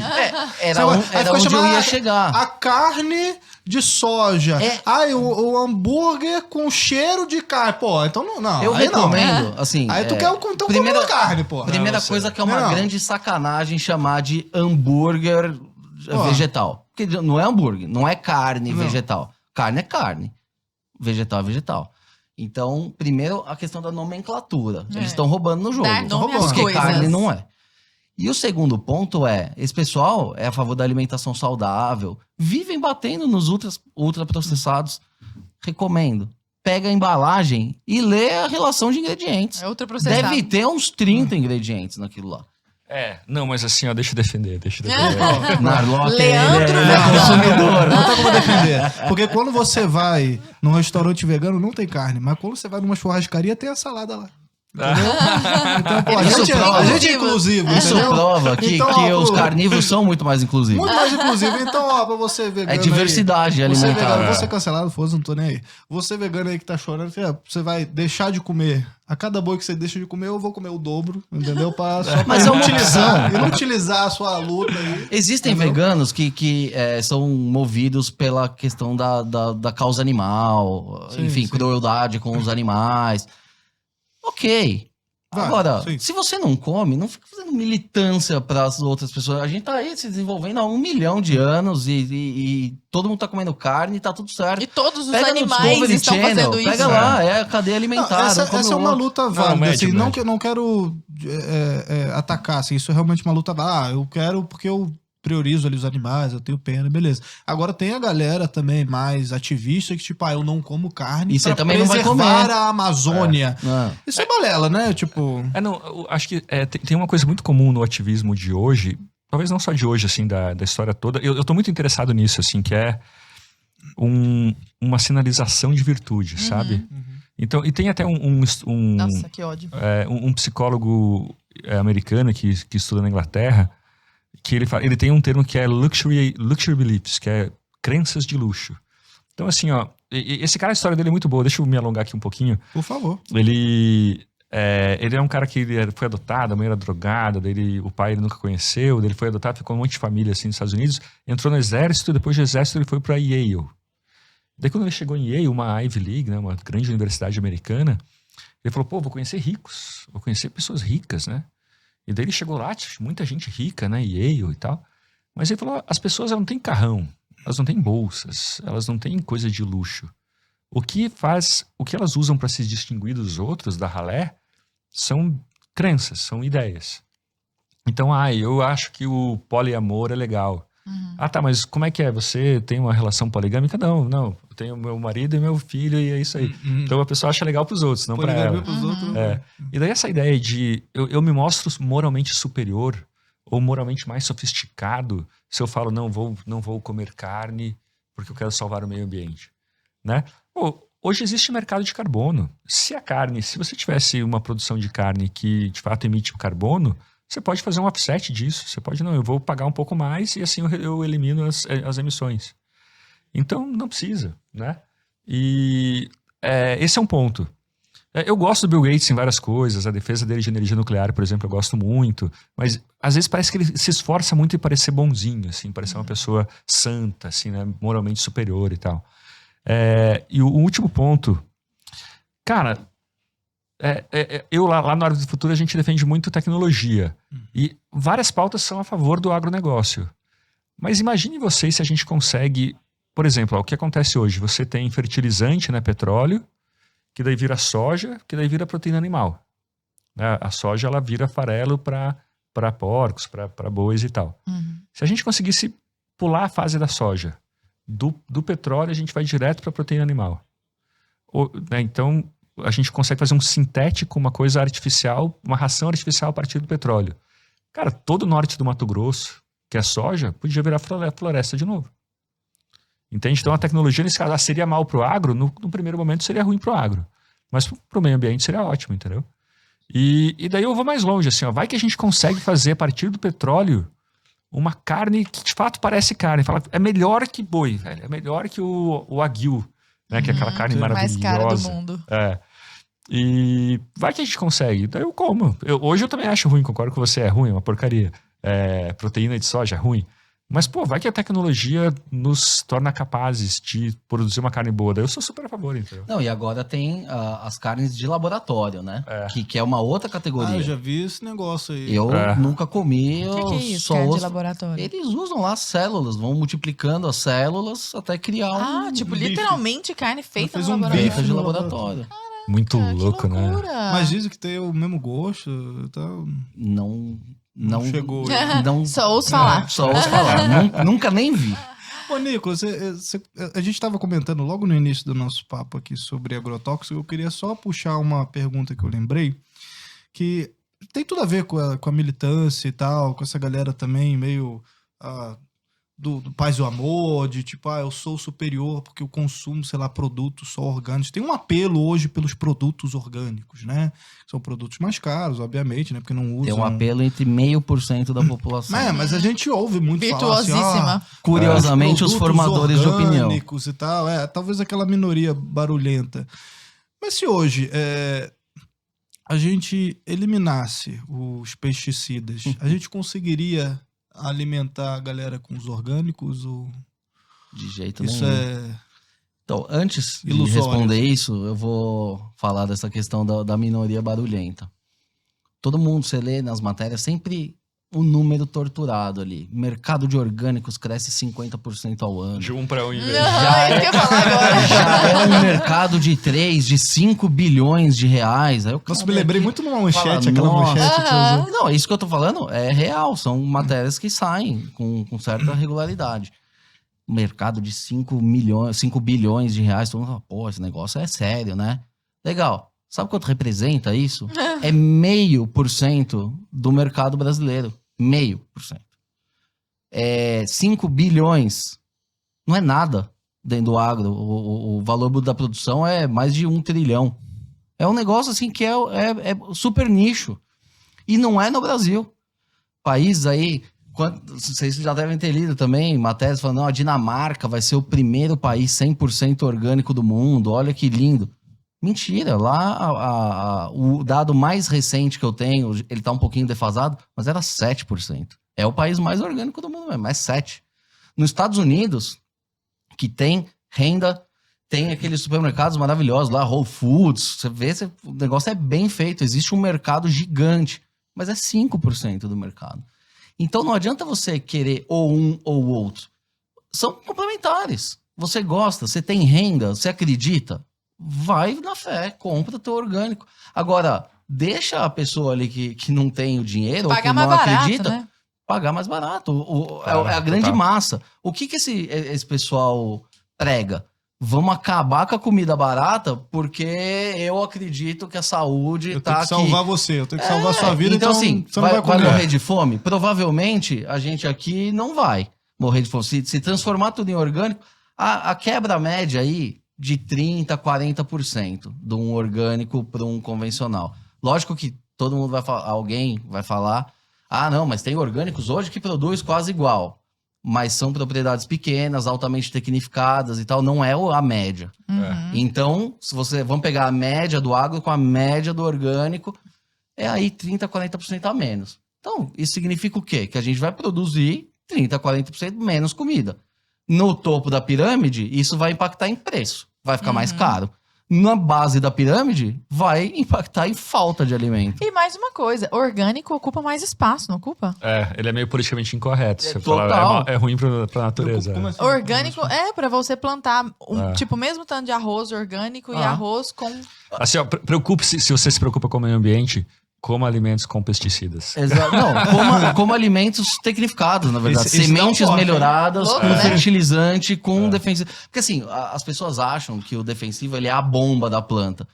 Você não tem nenhum ganho de produtividade com o pesticida, mas você Você só deixa não de ter perde. perda. Exato. Porque você tem uma área aqui, você plantou toda a tua área. A praga vai vir comer e você vai ter uma perda. Se ela estiver tratada, você não vai perder nada. Tudo aquilo vai para o mercado. O que é a bomba do alimento, da planta, é o fertilizante. Esse sim que dá força, que cria plantas maiores.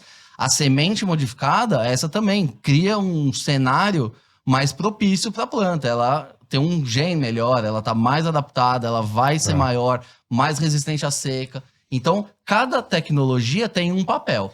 O pesticida é o defensivo agrícola, de fato. E quando é geneticamente modificado, assim? É melhor ainda. Melhor ainda, porque você usa menos pesticidas, né? Você usa menos pesticida.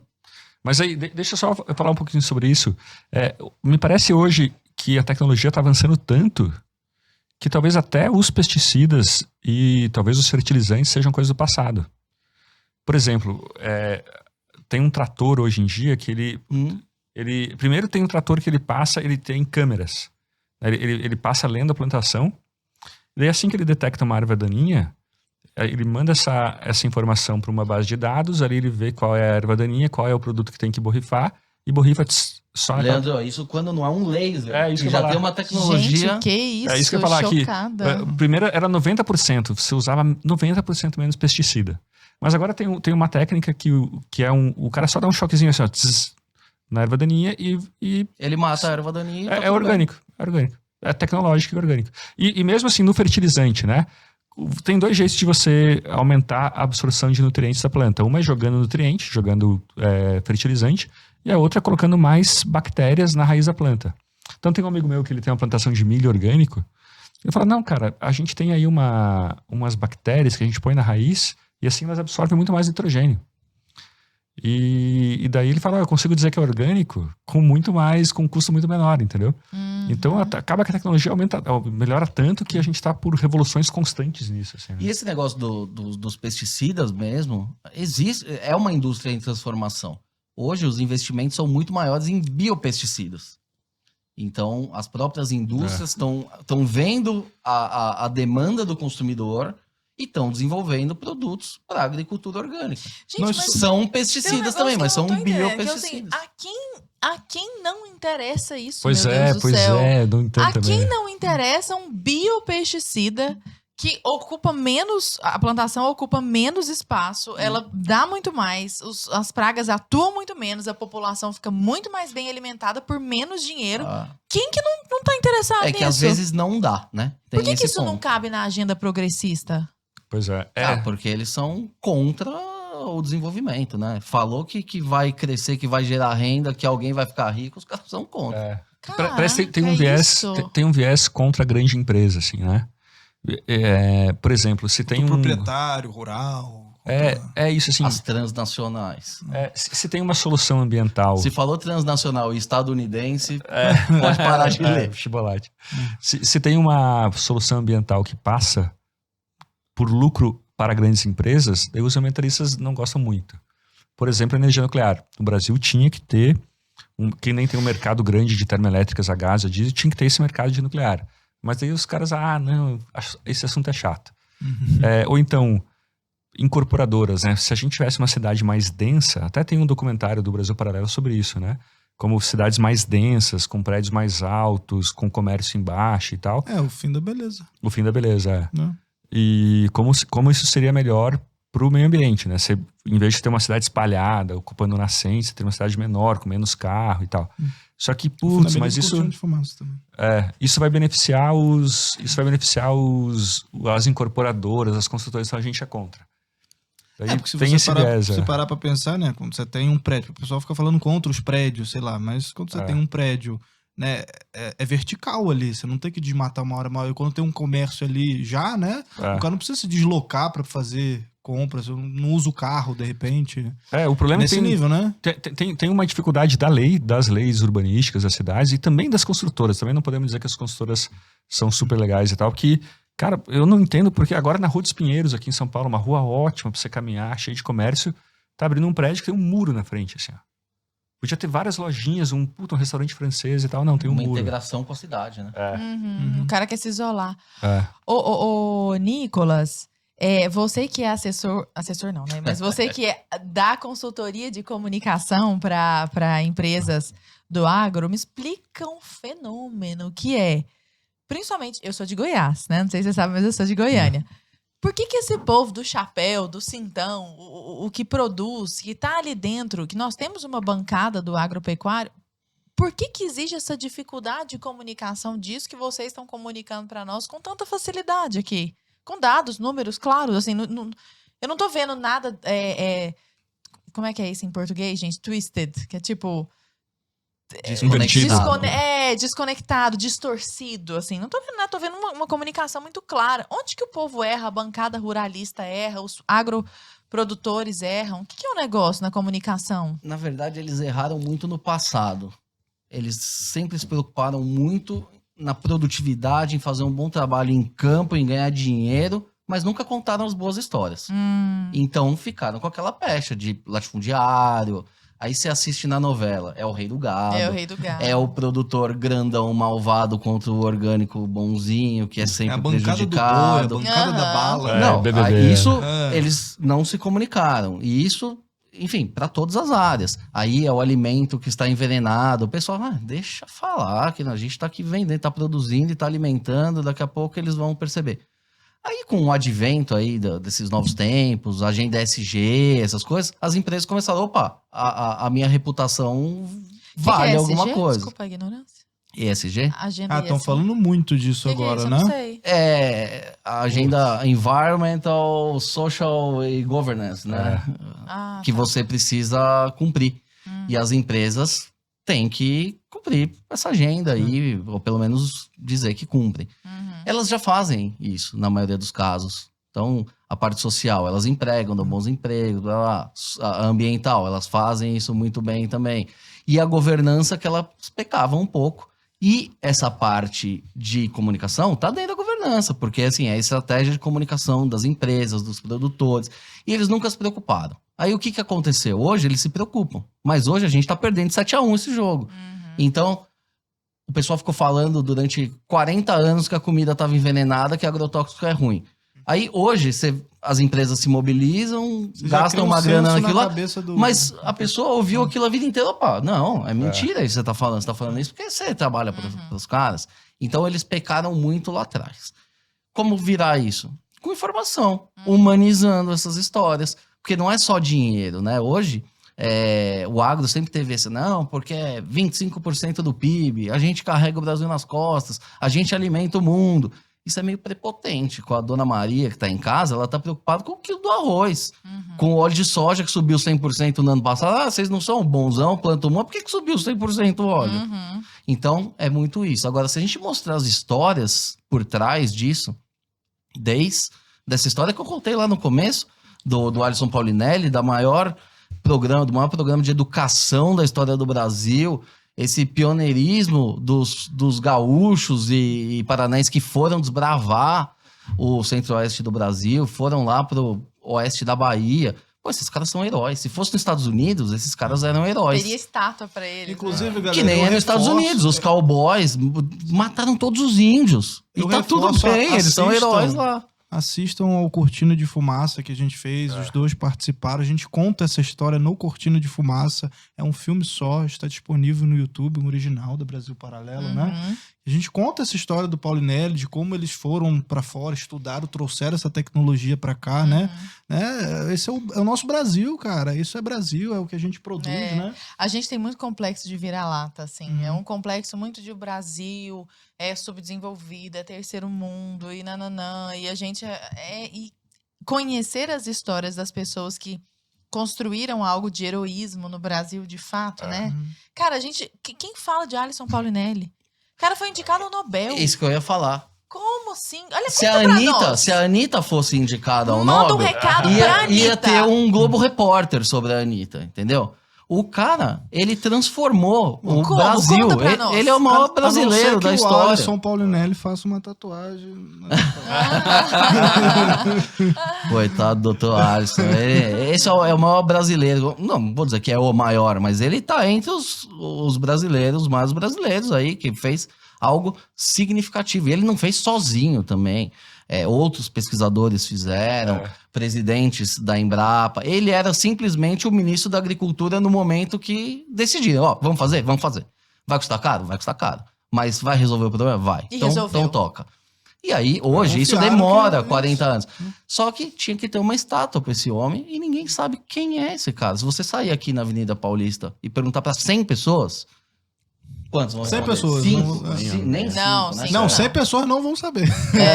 Uma talvez. Eu sou muito otimista, eu acho que 5 vão saber. Aham. Porque vai ter alguém do agro, e aí eles vão saber.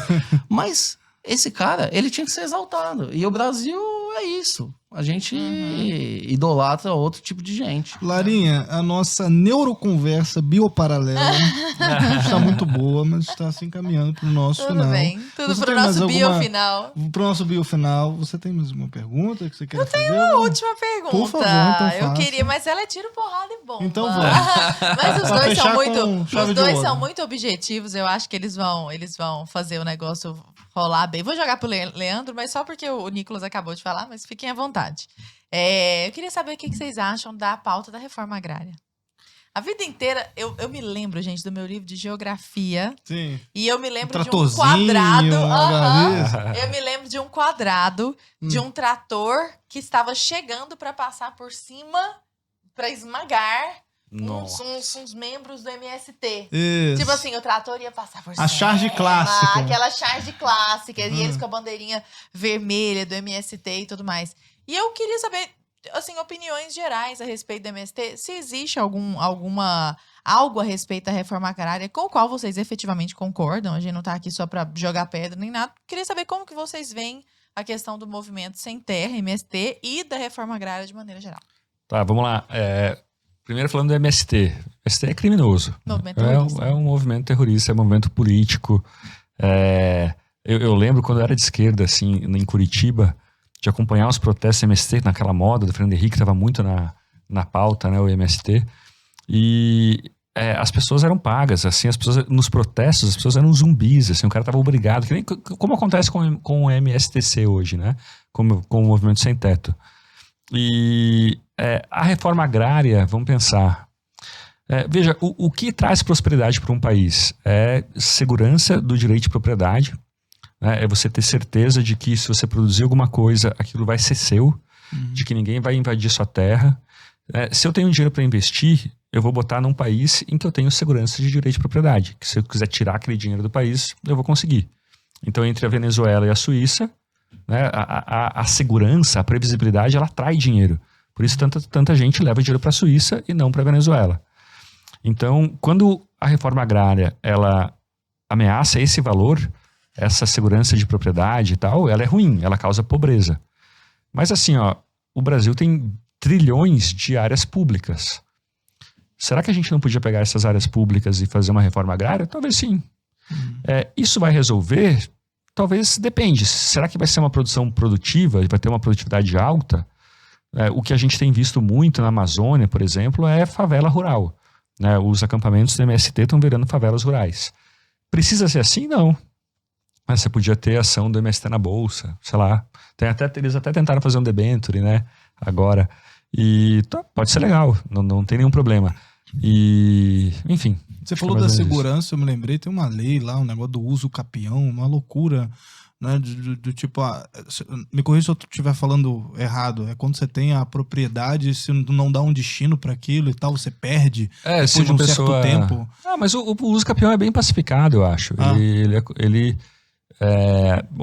Me falaram que é por isso que a galera às vezes bota boi só pra dizer que é tá deles. usando a terra, porque senão, sei lá, o Estado pode tomar de você uma terra que é sua. Porque o conceito de propriedade, do Locke e tal, né, um dos pais do liberalismo, é a ideia de que você mistura o seu trabalho a uma terra, então aquilo é seu. Mas se você não mistura, se outra pessoa mistura o seu trabalho, então os usos e costumes começam a considerar que aquilo é daquela pessoa. Então, né, não tem nenhum valor tão absoluto assim, né? É uma questão mais complicada, mais complexa e tal. Mas se você, por exemplo, fechou aquela propriedade, claro, dá pano pra manga, mas por exemplo, eu cerquei aquela propriedade. Sim, daí é sua. Assim, eu já trabalhei aquela área, eu não botei, sei lá, um boi lá. É a mesma coisa que, sei lá, comprei um imóvel, tá? Se eu quiser jogar tralha lá dentro e deixar a porta fechada, o imóvel é meu. Ninguém tem o direito de tirar isso de mim. Não, claro, concordo. E pra mim, e não só porque é seu direito, mas também porque quando a gente ameaça a propriedade dos outros, isso é receita pra miséria, entendeu? Ninguém vai querer investir num país em que a propriedade não tem uma segurança. Então, esse pra mim é o grande ponto, né? Enfim, e a solução pra mim pra miséria é mecanização, é aumento de produtividade, né? Não é... Talvez assim, eu tenho um problema de, como eu estava falando antes, de... como que fala? Destruição criativa. Por exemplo, caminhoneiros. Em poucos anos, caminhoneiros vão deixar de existir. Né? Não faz sentido ter caminhoneiro. Né? Um caminhão autônomo hoje, ele consegue prever acidente, ele consegue ver 8 caminhões à frente. Você tem um bloqueio. Você fala que é um robô dirigindo? Que não tem motorista, Isso vai causar um problema grave com os caminhoneiros. Então aí talvez o governo pudesse atuar, vai ter aí centenas de milhares de desempregados. Como que a gente vai fazer essas pessoas migrarem para outras profissões? Né? Então aí você tem que dar uma ajuda, dar um empurrão. Mas deter isso, falar, não, vamos proibir os caminhões autônomos, daí isso é muito ruim, né? Sim. Inclusive, se eu não me engano, o CEO da Uber e tal, tem alguma história que eu vi aí da Uber, que a Uber já nasceu com essa ideia pensando nos carros autônomos. Então, quando criaram um aplicativo, né? Claro, a gente não tem essa tecnologia hoje, mas o futuro vai ser assim. Então, era mais para acostumar as pessoas a chamar um carro por aplicativo, porque no futuro não vai existir mais o motorista. Então, você já está acostumado, vai simplesmente só parar o carro na sua porta, não vai ter ninguém lá e você vai entrar. E é isso. Muito louco, né? Mas então, falar por FaceTime era muito louco também. Há tão pouco tempo. Há tão pouco tempo era surreal. Você tem alguma coisa para falar, Nicolas, Não, sobre a reforma agrária, sobre o MST, tô 100% de acordo com o Narlock. É muito mais um movimento político do que qualquer outra coisa. Agora, você simplesmente dar terra para as pessoas não vai resolver o problema. Você tem que ensinar essas pessoas o que elas têm que fazer com a terra. Então, ensinar a pescar ali. A gente vê muito disso, né? Fica lá aquela agricultura de subsistência. Então, o cara ele tá fadado a ficar naquela situação precária pro resto da vida.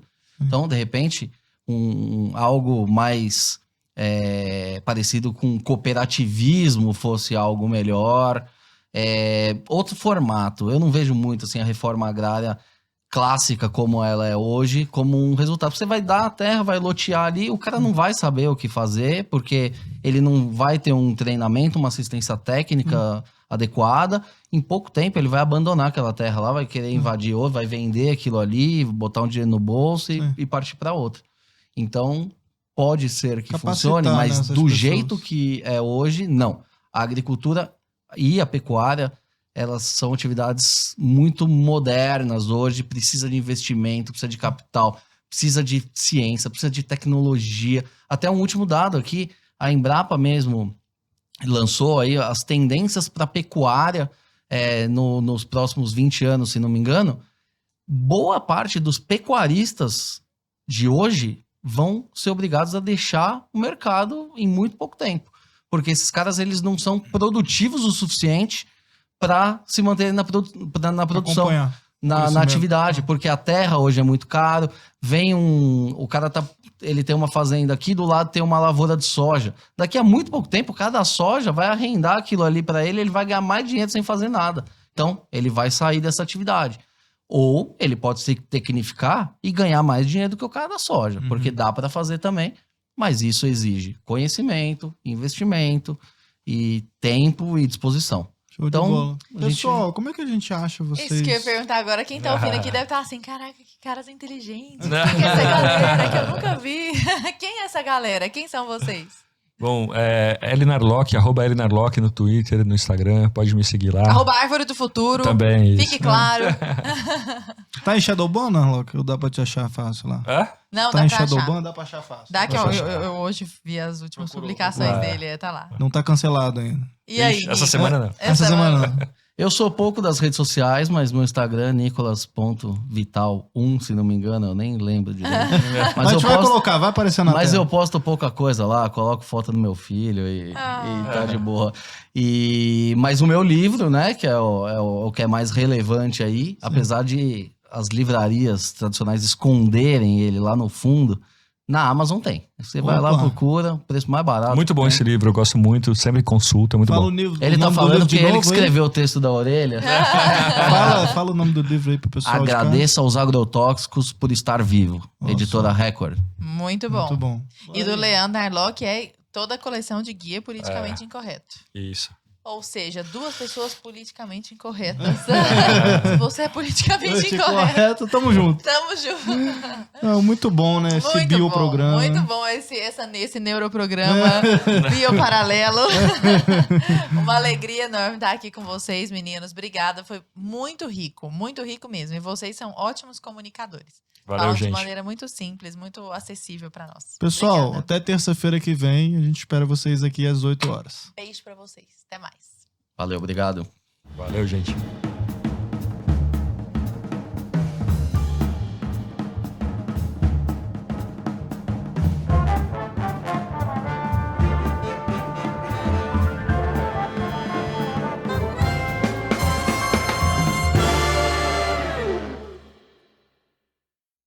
E fique tranquilo, pois ao final do dia sempre sobram as migalhas. Escolas caindo aos pedaços, Salas sem ventilação e até goteiras. ruas esburacadas, Os moradores já estão cansados de pedir que a prefeitura faça obras no local. hospitais sucateados, A saúde está zerada! criminalidade generalizada. Custeamos o luxo a troco de lixo. Crianças disputando alimentação com os urubus. Lagosta para eles, cesta básica para você. Hospital de luxo para eles, SUS para você. Segurança armada para eles, insegurança para você. Isto porque a festa da democracia é você quem paga. São burocratas e políticos que usam a máquina pública para interesses próprios. No fim, o preço disso tudo é um só. Uma nação sufocada pelos tentáculos daqueles que sugam até o último centavo do povo sob pretexto do bem comum. A impressão é de que a população é a plebe e eles os verdadeiros senhores feudais. Mas se todo o poder emana do povo, como chegamos até aqui? Há poucos meses das eleições de 2022, a Brasil Paralelo decidiu investigar as raízes da crise política brasileira.